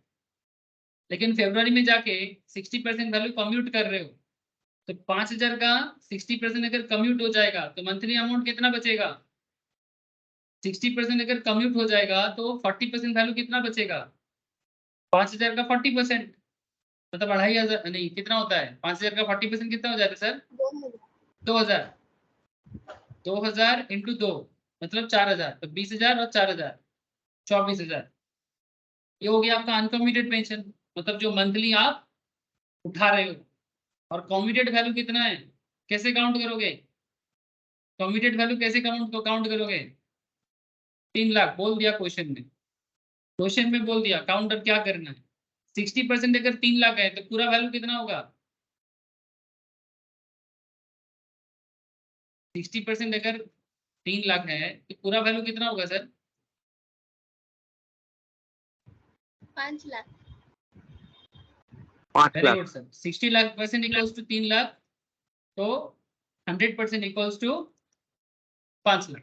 आपको पता है यूनिटरी मेथड कैसे करना है, मैंने लास्ट क्वेश्चन में भी दिखाया। ठीक है, एक के लिए 3 लाख बाई 60 इंटू 100 करो, मिल जाएगा। नाउ क्वेश्चन इज दैट कि सर हमें इन दिस क्वेश्चन हमें फुल वैल्यू नहीं चाहिए। क्यों? क्योंकि कम्यूटेड पेंशन के लिए कम्यूटेड पेंशन के लिए 3 लाख है। और मजा का बात है सर, अगर वो गवर्नमेंट एम्प्लॉय है तो कम्यूटेड पेंशन सेक्शन 10(10)(a) के तहत फुल्ली एग्जेम्प्टेड है, तो नहीं लोगे आप। तो फिर एक गवर्नमेंट एम्प्लॉय सिर्फ अनकम्यूटेड पेंशन पे टैक्सेबल पेंशन होगा। मतलब ये जो 24,000 का वैल्यू है, ये उनका जब टैक्स लायबिलिटी कैलकुलेट होगा तो फॉर्म फिलअप के टाइम पे चाहे ITR 1 भरे या ITR 4, सहज भरे या सुगम, ठीक है, तो जब भी वो भरेगा ना ITR 1 को, सहज को भरेगा, तब उसमें ये 24,000 को ऐड करेगा अपनी सैलरी इनकम के तहत। बात समझ में आ रहा है सर? बात समझ में आ रहा है ना? Yes sir. जब भी वो फॉर्म को फिलअप करेगा सैलरीड पर्सन, ठीक है, तो वो अपना जब फॉर्म को अपडेट करेगा, रिटर्न को फाइल करेगा, रिटर्न फाइल करने के टाइम पे तो बेसिकली इस चीज पे ध्यान देगा, ठीक है। ITR 1 भरे या जो भी उसके लिए एप्लीकेबल फॉर्म होता है, जो मैंने रिटर्न फाइलिंग चैप्टर में डिटेल्स में आप लोगों को समझाता रहता हूँ, ठीक है। तो फॉर्म को अपलोड करने के टाइम पे ये फॉर्म में सारा चीज दे देता है, बट आपको किस चीज को कितना वैल्यू ऐड होगा सैलरी में और कितना वैल्यू नहीं होगा, इसी का हिसाब किताब करना जानना चाहिए। एक चार्टर्ड अकाउंटेंट होने के नाते, एक CMA होने के नाते, एक CS होने के नाते, यही आप लोगों का एक्सपर्टीज है, यही आप लोगों का एक्सपर्टीज है, इसी में आपको फोकस करना है। जो बाकी इतना सारा पॉइंट पे सबके अंदर इतना नॉलेज नॉर्मली ग्रो नहीं हो पाता है। कोई चाहे तो कर सकता है, नॉलेज तो ग्रो कर सकता है, ऑथोरिटी सबको नहीं मिलता, बट नॉलेज ग्रो हर कोई कर सकता है। सरकार एजुकेशन लेवल सबके लिए ओपन रखा है। ऑथोरिटी के लिए आपको एग्जाम पास करना होगा, लाइसेंस लेना होगा, प्रैक्टिस करना होगा, तब जाके ऑथोरिटी आएगा। Very good sir. तो हो गया सर गवर्नमेंट एम्प्लॉय के लिए क्या होगा। सेकेंड थिंग, हमारा दूसरा सवाल था, वो एक प्राइवेट सेक्टर एम्प्लॉय है, ग्रेजुएटी रिसीव किया है 5 लाख का eight the time of retirement, gratuity receive किया है। और तीसरा सवाल है ग्रेजुएटी रिसीव नहीं किया है। तो सवाल पे सवाल है ना, तो ऑब्वियस बात है कि वो प्राइवेट सेक्टर एम्प्लॉय है और उन्होंने ग्रेजुएटी रिसीव किया है, तो कौन सा वैल्यू आएगा, हाफ आएगा कि 1/3 आएगा। इफ ग्रेजुएटी रिसीव्ड यस है तो हम लोग हाफ लेते हैं कि 1/3 लेते हैं? सर 1/3।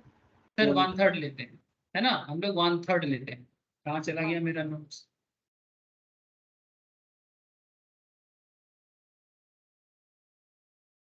जब ग्रेजुएटी रिसीव्ड यस होता है तब 1/3 लेते हैं, ठीक है, 1/3 एग्जाम को, तो वही देखना।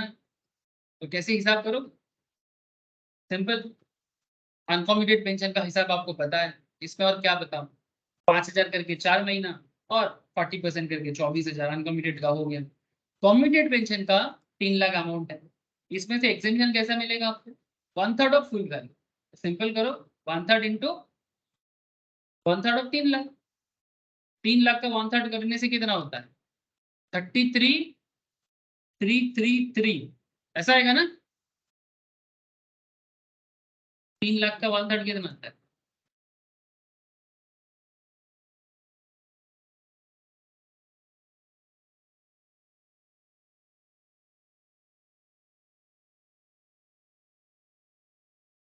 तो 3 लाख का 1/3, 3 লাখ का 1/3 तो जो 1 লাখ आता है, ফুল ভ্যালুর উপর 1/3 করবো তো কতর উপরে করবো, ফুল ভ্যালুর উপরে, सर ফুল 5 ভ্যালু কত, लाख 5 5 লাখ लाख, अच्छा अच्छा सॉरी सॉरी 1/3, मैंने 3 लाख कोई full value, sorry 1/3 of full value करो, 1/3 ऑफ फुल वैल्यू।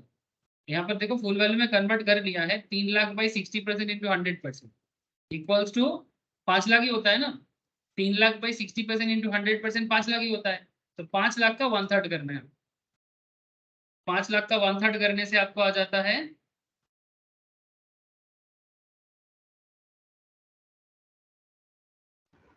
सर 1,60,000। यही आएगा ना सर, 1,66,666, और बाद में पॉइंट के बाद भी 6 है, तो इसलिए हम लोग 1,66,667 ले लेंगे, ठीक है। और इसीलिए यहाँ पर यही लिया गया है सर, 1,66,667, ठीक है। ये क्या होगा, एग्जेम्प्टेड होगा ना, दिस इज योर एग्जेम्पशन। तो जितना आपने कम्यूट किया उसमें से ये अमाउंट माइनस होता है, और ये 3 लाख में से ये अमाउंट अगर आपका एग्जेम्पशन हो जाता है तो बाकी कितना बचेगा, 1,66,667, 3 लाख से माइनस कर दो तो होता है 1,33,3333, मतलब 1,33,333, 1,33,333। 1,33,333। तो टैक्सेबल पेंशन कितना हो जाएगा? जितना आपने मंथली था, अनकमिटेड जितना था, और उसके साथ कमिटेड का जो हिसाब आपका आया 1,33,333 plus 24,000 plus 24,000 1,57,333। This is your taxable pension. ये आपके सैलरी कैलकुलेशंस में ऐड होगा। ठीक है, आई थिंक एकदम क्लियर है, कोई डाउट तो होना नहीं चाहिए। तीसरा सवाल था कि उन्होंने ग्रेच्युटी रिसीव नहीं किया। तीसरा सवाल था उन्होंने ग्रेच्युटी रिसीव नहीं किया, तो क्या करेंगे? 1/3 करेंगे कि हाफ करेंगे? हाफ करेंगे ना, हाफ ऑफ फुल वैल्यू। बाकी कॉन्सेप्ट तो सेम है, is a private sector employee. Taxable 74,000 হবে। हाँ बोलो, কি বললে? Taxable 74,000। Yes, right taxable answer. 74,000। Yes, very good sir. Taxable 74,000 और एग्जेम्पशंस 2.5 लाख হবে কি? 2.5 লাখ, 5 লাখের 100 হাফ মানে 2.5 লাখ। एग्जैक्टली मैं एक बार फिर से इसको समझा देता हूँ जिनको समझ में नहीं आ रहा। सर इसमें अनकॉमिटेड पेंशन रिसीव है 24, इसका तो मैंने स्टार्टिंग से आपको बोल रहा हूँ 5,000 करके 4 मंथ्स का हिसाब करना है, और बाकी 60% कमिट होने के बाद बाकी 40% आपका मंथली हो जाएगा, जिसका आपका इस प्रीवियस ईयर में 2 महीने का हिसाब है, तो 24,000 इधर होएगा, 24,000 इधर होएगा। कॉमिटेड पेंशन का जो रिसीव का खेल है, कॉमिटेड पेंशन का जो रिसीव का खेल है, वो आपने 3 लाख का कॉमिट किया, 3 लाख का 100% कितना हो जाएगा? 5 लाख। 5 लाख का आधा करना है ना, बिकॉज आपने ग्रेच्युटी रिसीव नहीं किया, तो 2.5 लाख आपका एग्जेम्पशन जाएगा। तो 3 लाख में से 2.5 लाख अगर एग्जेम्प्टेड है 2,50,000, तो बचेगा क्या? 50। This is your taxable. 50,000 आपका कॉमिटेड के लिए टैक्सेबल और 24,000 आपका अनकॉमिटेड के लिए taxable. 24,000 plus 50,000, 74,000 is taxable. That's it. समझ में आ गया सर? समझ में आ गया सर? पेंशन क्लियर है? अरे पेंशन क्लियर है कि नहीं है?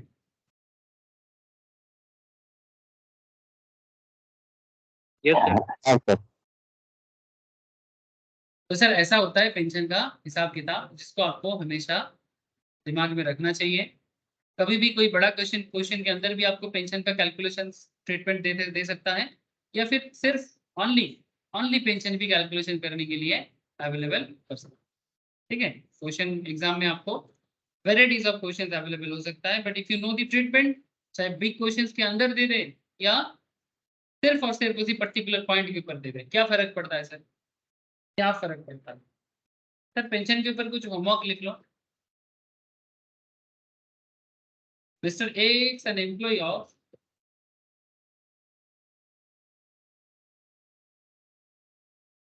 A Limited, retire as on 31st May 2022. ठीक है, he received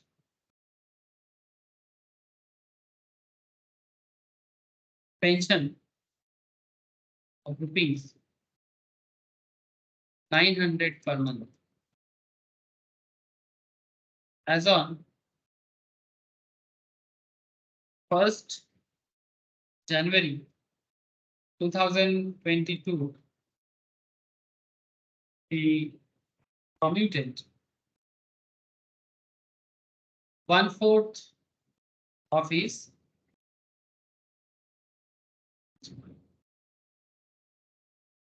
for rupees. Sir बोलो।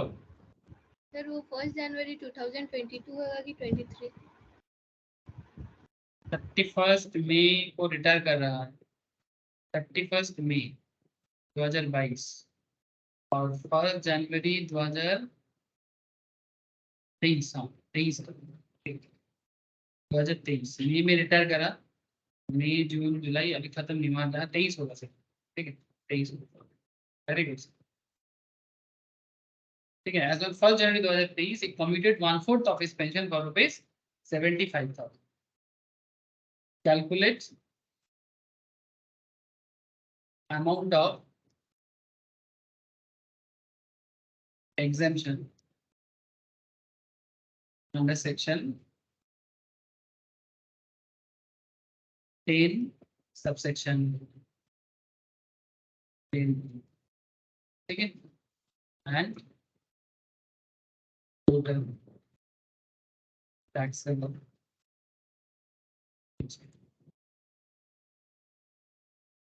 ठीक है सर। ये अभी नहीं करना है, घर पे करना है, ट्राई करना, मस्ट ट्राई। मैंने ये नहीं बताया कि ग्रेजुएटी मिला है कि नहीं मिला है, तो आप दोनों कर लेना, ठीक है, दोनों सॉल्व कर लो। और एक होमवर्क क्वेश्चन लिखो। Mister x an employee of Z Limited retired as on 31st July 2022. He received pension of rupees 1200 per month. Mr. X commuted 70% of his pension. 70% of his pension for rupees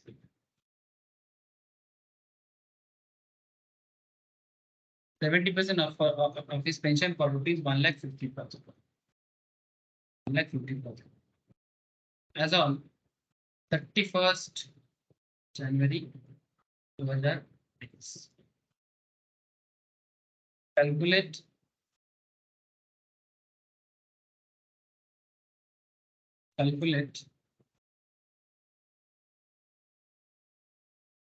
exemption under section 10 section, okay? तो ये दोनों आपको मैंने pension related question दिया, ठीक है, दोनों ही pension related questions है। मैं दोनों में ही नहीं बोला कि ग्रेजुएटी लिया है कि नहीं लिया है, तो आप एज्यूम कर लेना दोनों साइड और उसके हिसाब से बोथ साइड का जवाब निकालना, ठीक है, दोनों साइड एज्यूम कर लेना ग्रेजुएटी लिया कि नहीं लिया, मैंने कुछ बोला नहीं, अब दोनों एजम्पशंस करके ही जवाब।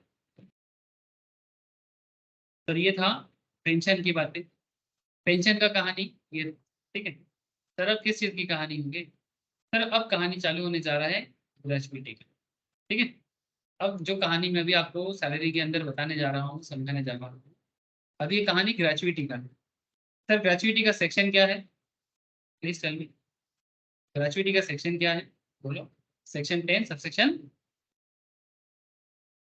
10 से ग्रेजुएटी जो है इस सेक्शन 10 सबसेक्शन 10 की कहानी, सेक्शन 10 सबसेक्शन 10। सर ये बेसिकली एक डेथ कम रिटायरमेंट का कॉन्सेप्ट, डेथ कम रिटायरमेंट, ठीक है। क्यों मिलता है ग्रेजुएटी?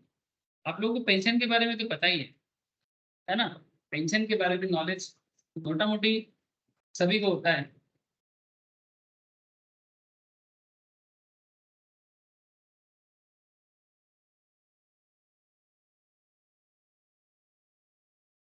लेकिन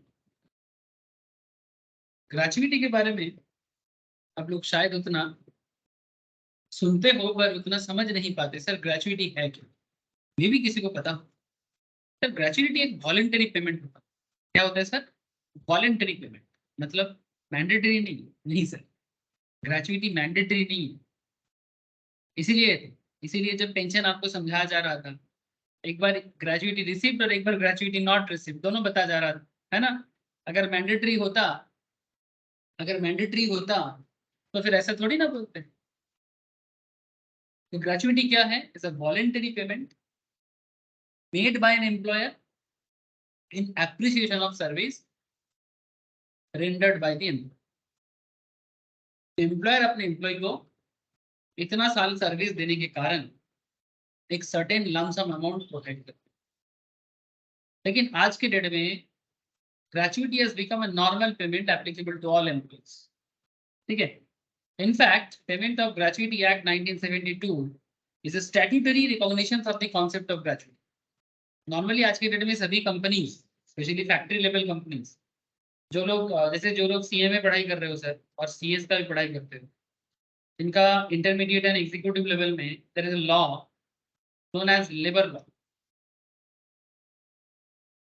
ठीक है। सीएस वाले इसको सेटिंग अप के अंदर पड़ता है और सीएमए के लिए ये सेम चीज के ऊपर एक एरिया आता है sir, industrial and labour law. जिन लोगों ने कवर कर लिया बहुत अच्छा, जिन्होंने कवर नहीं किया मेरे से बैकअप लेक्चर्स लेके कवर कर लो सर। ठीक है। इंडस्ट्रियल लॉ का सारा डिटेल्स में चर्चा किया हुआ है। और सीए स्टूडेंट्स के लिए इंटरमीडिएट लेवल में तो ऐसा कोई मतलब एरिया नहीं है इंडस्ट्रियल लॉ के लिए, बट यस फाइनल लेवल में जाते जाते थोड़ा बहुत जानने का जरूरत पड़ेगा। ठीक है। लेकिन इसमें सीएस और सीएमए को थोड़ा ज़्यादा फोकस किया गया है, तो थोड़ा ज़्यादा सीएस और सीएमए को फोकस किया गया है, दैट इज इंडस्ट्रियल लॉ या फिर लेबर लॉ। तो पॉइंट इज दैट सर, ये ग्रेचुइटी एक्ट के अंदर आप अगर आप ग्रेचुइटी एक्ट जानना चाहते हो तो आपको वो लॉ पढ़ना पड़ेगा जो ग्रेचुइटी एक्ट 1972 का है, वो लॉ। उसी लॉ के तहत आज के डेट में ऑलमोस्ट सभी कंपनीज ग्रेचुइटी लॉ के अंदर आ जाता है। Almost all employers enters into an agreement with employees to pay gratuity. अगर आप ग्रेचुइटी एक्ट के अंदर हो तो आपको अपने एम्प्लॉय को ग्रेचुइटी देना पड़ेगा, और ग्रेचुइटी एक्ट में आना भी एक स्टैट्यूटरी रिकॉग्निशन हो चुका है फैक्ट्री या कंपनीज के। Okay, almost all. ठीक है। हाँ, may be certain exemptions is there but almost all. Sir यहाँ पर अभी आपको मैं रूल समझाता हूँ और लिखवाता हूँ। चलो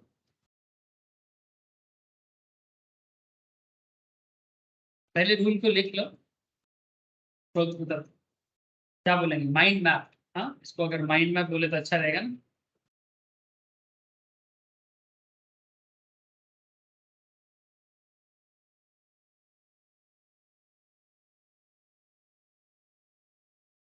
any gratuity received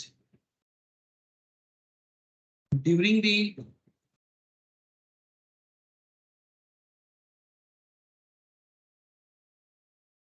continuity of service, तब जब तक आपका नौकरी चल रहा है, ठीक है, जब तक आपका सर्विस चल रहा है, any gratuity receive during the continuity of service is fully taxable. Fully taxable. ठीक है, पूरा का पूरा taxable. gratuity received after retirement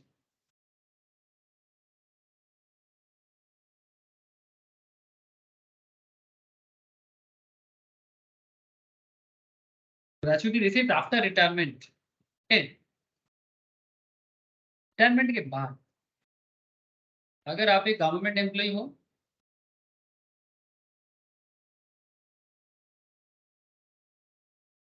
अगर आप एक गवर्नमेंट एम्प्लॉय हो, in section 10 subsection 10 section 10 subsection 10 आपको फुल्ली एग्जाम की तरफ लेके जाता है सर, फुल्ली एग्जाम की तरफ लेके जाता है।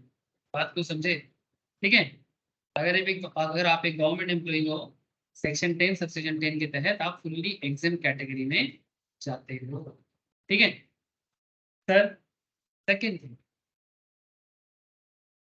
नॉन गवर्नमेंट एम्प्लॉय,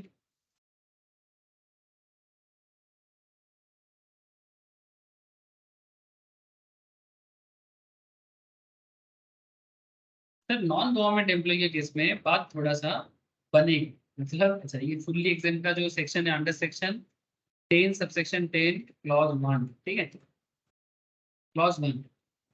और अगर आप एक नॉन गवर्नमेंट एम्प्लॉय हो, ठीक है, अब मैटर थोड़ा कहानी में ट्विस्ट। कहानी में क्या है सर, ट्विस्ट है। क्या ट्विस्ट सर? सर वही सवाल पे सवाल। मैं आपको बोला ना, ट्विस्ट कब होता है, जब भी हम लोग होते हैं ना, there is a twist. Twist मतलब जब सवाल पे सवाल होता है।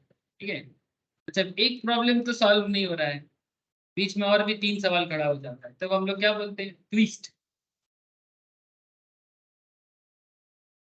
इसमें सवाल पे सवाल ये है, कवर्ड अंडर ग्रेचुइटी एक्ट 1972 है या नहीं। मतलब कहने का मतलब बहुत सिंपल है कि जिस एम्प्लॉय के बारे में हम लोग बातचीत कर रहे हैं, जो नॉन गवर्नमेंट एम्प्लॉय है, क्या ये इस एक्ट के अंदर कवर होता है। मतलब क्या इनका कंपनी या इनका फैक्ट्री ग्रेचुइटी एक्ट के अंदर है, या फिर not covered under gratuity act 1972। यह सवाल, ठीक है, सवाल पे सवाल। अब देखना ये पड़ेगा सर कि सर ग्रेचुइटी के अंदर हो तो क्या होगा, और अगर ग्रेचुइटी के अंदर ना हो तो क्या होगा। तेरा क्या होगा कलिया, तेरा क्या होगा। चलो देखते हैं कलिया का क्या होगा। कलिया मतलब कौन सर, कलिया मतलब नॉन गवर्नमेंट। देखते हैं सर क्या से क्या हो गए। देख देख देख, सेक्शन 10 सबसेक्शन 10 क्लॉज 2 क्या दिखा रहा है। तो सेक्शन 10 सबसेक्शन 10 क्लॉज 2 ये दिखाना चाहता है कि अगर कवर्ड है, ठीक है, अगर कवर्ड है, कवर्ड, कवर्ड माने covered under gratuity act 1972। Rule को थोड़ा सा संभाल के माने थोड़ा आराम से लिखिए, आराम से समझिए। Least of the following is except. List में क्या है सर, लिस्ट में मैक्सिमम रूल जो है 20 लाख, मैक्सिमम जो है दैट इज 20 लाख। मतलब मैक्सिमम 20 लाख तक आपका छूट हो सकता है, मैक्सिमम एक्सेप्शन। लेकिन ऐसा नहीं कि 20 लाख पूरा मिलेगा, 20 लाख लिमिट दिया है, 20 lakh maximum 20 lakh amount received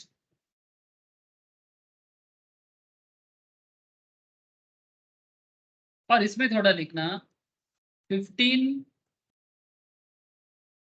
working days salary for every completed year of service। 15 working days salary for every completed year of service and in excess of 6 months, in excess of 6 months। Basically इसमें 3 area है जो आपको समझना पड़ेगा। पहला 15 working day salary का concept, दूसरा 15 working day salary for every completed year of service and in excess of 6 months। Basically there is 3 area you have to understand here, जिसके ऊपर बेस करके इसका फॉर्मूला कुछ ऐसा होता है,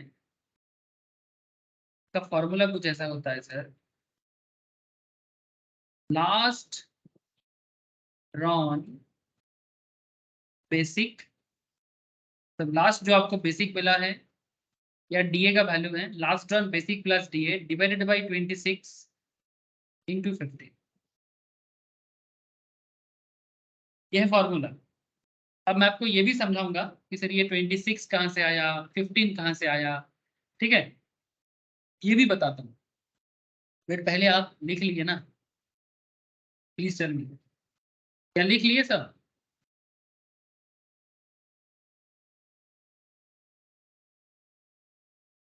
अरे भैया ना, सबने लिखा। Last run basic plus DA divided by 26 into 15, ये फॉर्मूला यूज करना है पॉइंट सी के लिए। अब आपके मन में जो चल रहा है ना सर 15 वर्किंग डेज क्यों, सर बेसिकली एक मंथ का जो आधा हिस्सा है उसको लिया जाता है for every completed year of service, मतलब कितना साल तक आप काम कर रहे हो, and in excess of 6 months, मतलब अगर 6 महीने के ऊपर, मतलब मानो कोई 20 साल, अच्छा इसमें लिखा ही देते हैं बोल के क्या होगा, थोड़ा लिख लें। ये जो लास्ट पॉइंट है ना, मतलब लास्ट सेकेंड और थर्ड पॉइंट, इसको समझने के लिए नोट दे रहा हूँ। 26 बेसिकली इसलिए लिया जाता है, वर्किंग डेज का जो 4 दिन छुट्टी माना जा रहा है, इसलिए 26 दिन हिसाब किया जाता है एक महीने मंथ में। एक मंथ पे कितना रविवार होता है नॉर्मली, एवरेज में 4 तो होता ही है ना, तो इसलिए 26 वर्किंग डेज के लिए 26 और 15 उसका एवरेज हो गया। और basically last drawn basic plus DA, basic plus DA मैंने प्रीवियस 3 लेक्चर्स में समझाया। सर अगर कोई इंडिविजुअल किसी कंपनी में या फार्म में 20 ईयर 9 मंथ काम करता है, 20 साल 9 महीना, सर 9 महीना 6 महीने से ज्यादा है कि नहीं है, एक्सेस ऑफ 6 मंथ्स है कि नहीं है, प्लीज टेल मी। यस है ना सर। सो अगर कोई 20 साल 9 महीना काम कर रहा है एक्सेस ऑफ 6 मंथ्स, तो हम इसे 21 years completed year of service मानेंगे। कितना साल नौकरी किया, 21 साल। अगर कोई 20 ईयर्स 6 मंथ सर्विस देता है, तो हम इसे 6 मंथ मानो 2 डेज, 6 महीना और 2 दिन काम कर रहे हैं, तब 6 महीने से अगर 1 दिन भी करता तो भी हम इसको 21 साल ही मानेंगे। बट अगर 6 महीने या 6 महीने से नीचे है, ठीक है, मतलब 20 ईयर्स 6 मंथ तक ही है या उससे नीचे है, तो हम इसे 20 ईयर्स मानेंगे। तो 6 महीने के ऊपर है या 6 महीने के नीचे है, इस पे डिपेंड करता है कि कंप्लीटेड ईयर ऑफ सर्विस आगे जाएगा कि नीचे आएगा। हेलो, इस बात का समझ आ गया सर? बोलो, एक्सेस ऑफ 6 मंथ्स का बात समझ आ गया, मतलब every completed year of service का मतलब समझ में आ गया।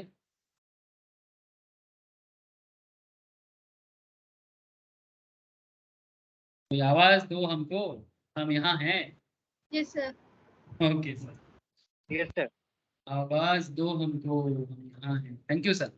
अच्छा, तो बेसिकली ये हो गया आपका एक साइड का फॉर्मूला, मतलब हमने एक साइड क्यों बोला, क्योंकि हमने कवर्ड वाला पढ़ा है, अनकवर्ड मतलब नॉट कवर्ड वाला अभी तक नहीं बोला, तो नॉट कवर्ड का बाकी है, तो बाकी के लिए दिखाना पड़ेगा। तो चलो देखते हैं नॉट कवर्ड कहाँ लेके चलते हैं। अगर एम्प्लॉय जिस ऑर्गेनाइजेशन पे है, अगर वो ग्रेजुएटी एक्ट के अंदर कवर्ड नहीं होता है, नॉट कवर्ड, ठीक है, तो सेक्शन 10 सबसेक्शन 10 क्लॉज 3 उसे कहाँ लेके जाता है। चलो तुमको लेकर चले कहाँ, ग्रेजुएटी पढ़ाने। सर लिस्ट ऑफ दी, इस पे थोड़ा मैं कलर चेंज करूँ, list of the following is exempt, list of the following is exempt। क्या क्या exempt हो गया sir? Sir point A maximum 20 lakh, point B amount received. Sir ये तो पहले वाला जैसे ही है, मतलब नॉट कवर्ड के केस में भी तो, कवर्ड के केस में भी तो यही था। यस सर, कवर्ड भी यही बताता है, लेकिन खेल में ट्विस्ट कब आता है, जब पॉइंट सी सामने आता है। पॉइंट सी का कैलकुलेशन कवर्ड और नॉट कवर्ड में सेम नहीं है। नॉट कवर्ड के केस में half into average salary count करना पड़ता है सर। एवरेज सैलरी का मतलब है लास्ट 10 मंथ का सैलरी।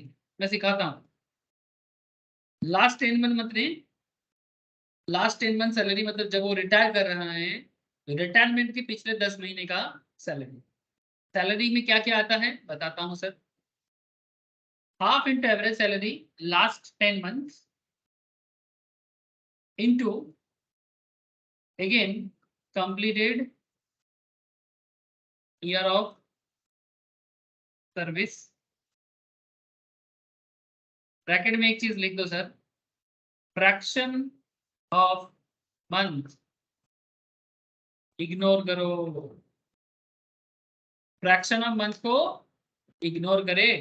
इग्नोर माने, अरे अभी मैंने आपको 6 महीने की एक्सेस में बताया था ना कि अगर कोई बंदा किसी ऑर्गेनाइजेशन पे, अगर कोई इंसान किसी ऑर्गेनाइजेशन पे 20 साल 6 months 2 दिन काम कर रहा है तो हम उसको 21 मान रहे थे, या 20 years 9 months काम कर रहा था तो भी हम उसे 21 मान रहे थे। लेकिन हमारे केस में बोल रही है कि अगर 20 years 11 months भी काम करता है, नॉट कवर्ड के केस में इग्नोर करना है। फ्रैक्शन ऑफ मंथ इग्नोर, चाहे 11 months भी कर ले तो भी इग्नोर करना है। सर क्या बोल रहे हो? हाँ सर, इसमें जो मेहनत आपको लगेगा वो एवरेज सैलरी कैलकुलेट करने में लगेगा सर। एवरेज सैलरी कैलकुलेट करने का एक तरीका है, चलो मैं तरीका सिखाता हूँ।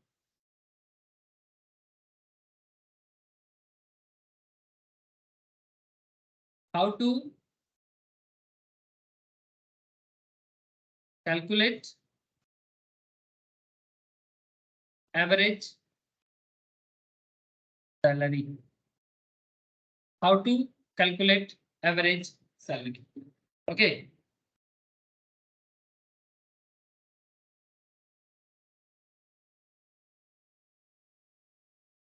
Basic plus DA.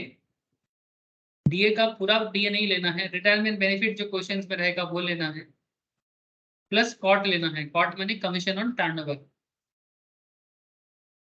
Commission on turnover. ठीक है, क्वेश्चन में अगर सिर्फ कमीशन दिया है तो नहीं लेना है सर, मंथली कमीशन नहीं लेना है, टर्नओवर कमीशन नहीं लेना है।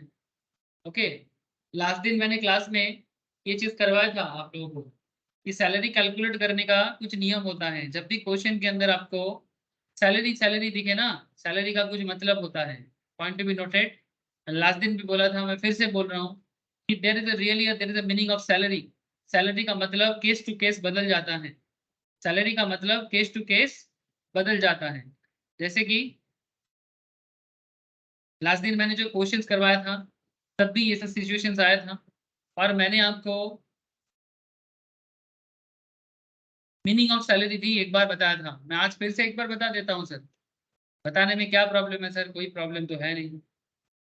फिर से एक बार बता देता हूँ कि जब भी आपके सामने सिचुएशंस आए ना, basic salary average salary count करना है। ठीक है, salary in case of HRA, salary in case of RFA, salary in case of gratuity, salary in case of LTA, salary in case of leave travel concession, salary in case of अलग अलग situations. That is situations का कमी नहीं है। ठीक है, salary calculation करने का सिचुएशन का कमी नहीं है। जो कमी है वह सैलरी कब क्या कैलकुलेशंस में आएगा वो जानने का। तो जैसे कि मैं लास्ट दिन भी बताया था, मैं फिर से एक बार आपको मीनिंग ऑफ सैलरी यहाँ से दिखा देता हूँ। देखो, जब सैलरी कैलकुलेट होगा, मीनिंग अगर आप नॉन गवर्नमेंट एम्प्लॉय हो, ठीक है, और covered by the gratuity act हो, तो मीनिंग ऑफ सैलरी में क्या आता है सर? आप ग्रेचुइटी एक्ट के अंदर आते हो। In case of a non government employ covered by the payment of gratuity act, covered, non government employ but covered है। ठीक है, तो आपका सैलरी का नियम है बेसिक प्लस डीए। ठीक है, बेसिक प्लस डीए। समझ में आ रहा है सर? कवर्ड के केस में, कवर्ड के केस में। अगर सर नॉट कवर्ड है तो बेसिक डीए। डीए का कौन सा पार्ट लेना है? ई provided in terms of employment, मतलब रिटायरमेंट बेनिफिट वाला पार्ट क्वेश्चन में दे देता है। डीए का आरबी पार्ट क्वेश्चन में गिवन करता है, ख्याल रखना। और ऐसा भी बोलता है इन टर्म्स ऑफ एम्प्लॉयमेंट, और commission calculated as a fix percentage of turnover. इसलिए मैंने आपको अभी बताया basic plus DA, RB part, DA का कौन सा part sir? RB part, plus कॉट कमीशन ऑन टर्नओवर। बट अगर आप ग्रेचुइटी का नॉर्मल केस में आपको सैलरी कैलकुलेट करना पड़े, ठीक है, नॉर्मल केस में जो लास्ट राउंड बेसिक है, बेसिक प्लस डीए का नॉर्मल पार्ट लेना है, आरबी पार्ट नहीं। और एक बात सर, ये जो मैं आपको ग्रेचुइटी में बताया, यही बात लीव सैलरी में सेम कॉन्सेप्ट फॉलो होगा, हाउस रेंट अलाउंस में सेम कॉन्सेप्ट फॉलो होगा, रिकॉग्नाइज प्रोविडेंट फंड कैलकुलेशंस में सेम कॉन्सेप्ट फॉलो होगा, वॉलंटरी रिटायरमेंट कंपेंसेशन में सेम कॉन्सेप्ट फॉलो होगा। सर प्रैक्टिस के साथ याद रह जाएगा, और प्रैक्टिस करना जरूरी है सर। अगर प्रैक्टिस करते करते भूल जाए तो सर ऐसा भूलने का लिए बादाम खाना पड़ेगा याद रखने के लिए। सर सैलरी का मतलब रेंट फ्री अकोमोडेशन में थोड़ा लंबा चौड़ा होता है। आरएफए के केस में व्हेन यू कैलकुलेट आरएफए, तब आपका सैलरी का मतलब थोड़ा बड़ा होता है। All pay, allowances, bonus, commissions and any monetary payment by whatever name called, ठीक है, सब चीज आ जाते हैं एक्सेप्ट डियरनेस अलाउंस, जो not forming part of computation of retirement benefit जो है उसको नहीं लेना है। Employer contribution to provident fund account of the employee, ये सब नहीं लेना है, ठीक है, लास्ट दिन भी बताया था मैंने। Allowance which are exempt from payment of tax, उसको नहीं लेना है सैलरी के अंदर। Value of perks 17 subsection 2, any payment expenditures specifically excluded जो है, payment of medical insurance premium, last दिन क्वेश्चन करवाया था। Lump sum payment received at the time of termination of service और सुपरएनुएशन, वॉलंटरी रिटायरमेंट के time पे, gratuity, leave encashment या voluntary retirement benefit अगर कुछ आपको मिल रहा है उसे भी सैलरी में काउंट नहीं करना है। तो यहाँ पर 6 लिस्ट है जिसको एक्सक्लूड करके बाकी कोई भी अमाउंट आप काउंट कर सकते हो आरएफए कैलकुलेशन के टाइम पे सैलरी के लिए। सर इतना चीज कैसे याद रखे सर, तभी तो सीए बन पाओगे, तभी तो सीए में बन पाओगे, है ना, तभी तो सीएस बन पाओगे। सो आगे बढ़े, कैलकुलेट करने के लिए वापस आ जाओ कि how to calculate average salary in case of gratuity.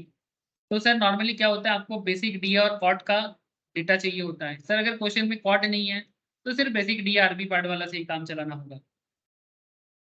और क्या सर, सर इसमें क्या होता है, आप मानो दिसंबर, मतलब आप जब रिटायर करते हो उसके पिछला, मानो कि आपने एग्जाम्पल के तौर पे एग्जाम्पल ले लो कि डेट ऑफ रिटायरमेंट,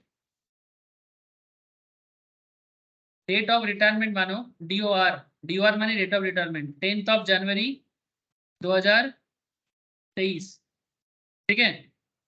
मानो किसी ने 10 जनवरी 2023 को रिटायरमेंट किया, तो जनवरी का पिछला महीना क्या है sir, previous month, sir obviously दिसंबर है, पर दिसंबर 22, हाँ दिसंबर 22, दिसंबर, नवंबर, अक्टूबर, सितंबर, अगस्त और जुलाई और जून और मई, अप्रैल, मार्च, ऐसा चलना है सर। इस हिसाब से जो भी आपका बेसिक होता है, जो भी आपका डीए का आरबी पार्ट होता है, और जो भी आपका कमीशन ऑन टर्नओवर का वैल्यू होता है, सभी चीजों को ऐड करना है। और लास्ट में ए, मतलब ए माने बेसिक, बी माने डीए का आरबी पार्ट, और सी, तीनों को टोटल करना है। लास्ट 10 महीने का जो हिसाब आएगा वही आपका एवरेज सैलरी काउंट होगा for the calculations of gratuity. Sir ये तो मेहनत का काम हो गया। हाँ सर, देखने में तो मेहनत लगता है, बट जब आप करोगे ना तो इजी हो जाएगा, जब आप करोगे इजी हो जाएगा। तो अल्टीमेटली क्या दो नियम आपको मैंने सिखाया, एक सेक्शन कवर्ड अंडर ग्रेचुइटी का नियम सिखाया और एक नॉट कवर्ड वाला नियम सिखाया, ठीक है, एक कवर्ड वाला एक नॉट कवर्ड वाला। कवर्ड में list of the following, maximum 20 lakh, amount received 15 working day salary for every completed year of service and in excess of 6 months. क्या होता है ये आपको मैंने बताया। नॉट कवर्ड में list of the following is exempt, maximum 20 lakh, amount received half into average salary into completed year of service. तीनों में से जो कम रहेगा वही आपका एग्जेम्प्टेड होगा, बाकी टैक्सेबल हो जाएगा। ये किस केस में लगता है, जब आपका नॉन गवर्नमेंट एम्प्लॉय हो और वो कवर्ड या नॉट कवर्ड के अंदर फंस जाए। और अगर आप गवर्नमेंट एम्प्लॉय हो, अगर ग्रेचुइटी आपको मिल रहा है तो फुल्ली एग्जेम्पशन हो जाता है सर, सेक्शन 10 सबसेक्शन 10 क्लॉज 1 के तहत, और ये कवर्ड का जो है सेक्शन 10 सबसेक्शन 10 सबसेक्शन क्लॉज 2 के अंदर बोला है, और ये आपका सेक्शन 10 सबसेक्शन 10 क्लॉज 3 के अंदर बोला है। सर इतना सा बात है क्या? हाँ सर, नियम वाइज चलो तो यही बात है, बाकी जितना प्रैक्टिस करोगे बेहतर बनते जाओगे। एक होमवर्क दे रहा हूँ, ट्राई करना। एक होमवर्क दे रहा हूँ ग्रेचुइटी का भी, ट्राई करना। समझ में ना भी आए मैं नेक्स्ट दिन सॉल्व करवाऊंगी, मतलब मंगलवार वाला क्लास में। Mister X an employee of Z Limited retired as on January 2022 after a continuous service of 24 years 9 months। माने कितना लेंगे? हाँ सर 25 सर 25 years। 25 years, ठीक है सर। हम लोग यहाँ पर दो नियम देख रहे थे, ठीक है। अगर वो गवर्नमेंट एम्प्लॉई होता तो एग्जेम्प्ट है, नॉन गवर्नमेंट के केस में दो नियम है। अगर कवर्ड अंडर है ग्रेचुइटी तो नियम एक होता है, और अगर नॉट कवर्ड है तो एक नियम होता है। तो मैंने यहाँ पर क्या बोला, Mister X an employ of Z limited retired as on January 2022 after a continuous period of 24 years 9 months, ठीक है। मतलब आपने क्या मान लिया, कवर्ड की नॉट कवर्ड माना? सर कवर्ड मान लिया ना, क्योंकि नॉट कवर्ड में फ्रैक्शन इग्नोर होता है। And received rupees 3,80,000 as gratuity at the time of retirement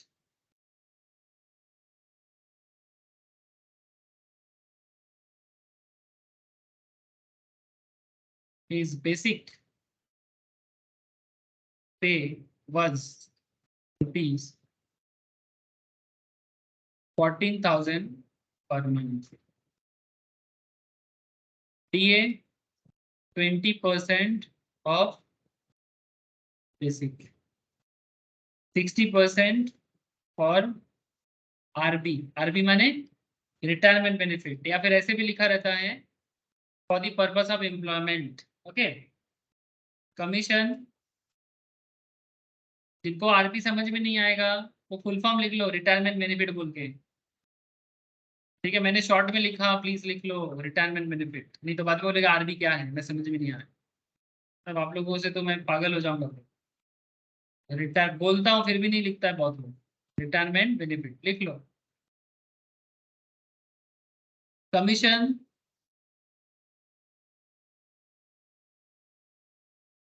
$200 per month, calculate the amount of exemption।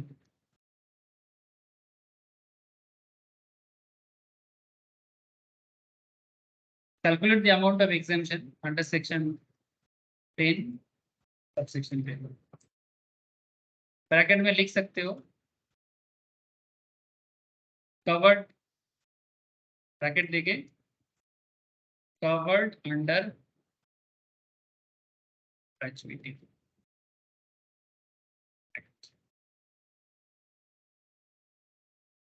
Try करना क्वेश्चन, ग्रेचुइटी से एक ही क्वेश्चन दिया, बाकी दो क्वेश्चन पेंशन से दिए, ठीक है। Must try. नेक्स्ट क्लास में मैं आपको, यस किसी का कोई क्वेश्चन आ रहा था, बोलो बोलो सर। नेक्स्ट क्लास में मैं आपको रिटायरमेंट बेनिफिट का जो बाकी पार्ट है उस पर चर्चा करूंगा, ठीक है। मतलब लीव ट्रैवल, रिटायरमेंट कंपेंसेशन, ये सभी बातें करूंगा नेक्स्ट क्लास में, लीव एनकैशमेंट, ठीक है सर।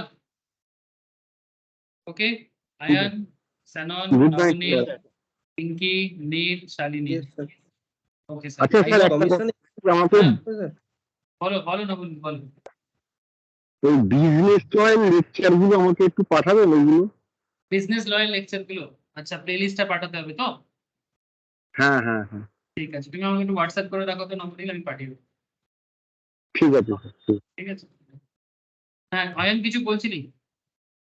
স্যার এই কমিশন ক্যালকুলেট হবে sir, it covered under gratuity act আছে, হুম, কমিশন তো not কভারেড item. Commission on turnover হলে তবেই নেওয়া হয়। ওকে, এটা তুমি স্যার খেয়াল- 200 পার মান্থ, এটা কি নেব? না, এটা নর্মালি তো নেওয়ার কথা নয়, ঠিক আছে? স্যার তবু ভেবে ভেবে করবি, আমি নেক্সট ক্লাসে ডিসকাস করবো, ওকে স্যার, ঠিক আছে? আমি মঙ্গলবারের ক্লাসে ডিসকাস করবো। Okay sir, thank you sir. Okay চলো, রাখলাম sir, good night. Okay good night sir, tata, good night sir, good night. Bye, sir. Bye sir, bye by.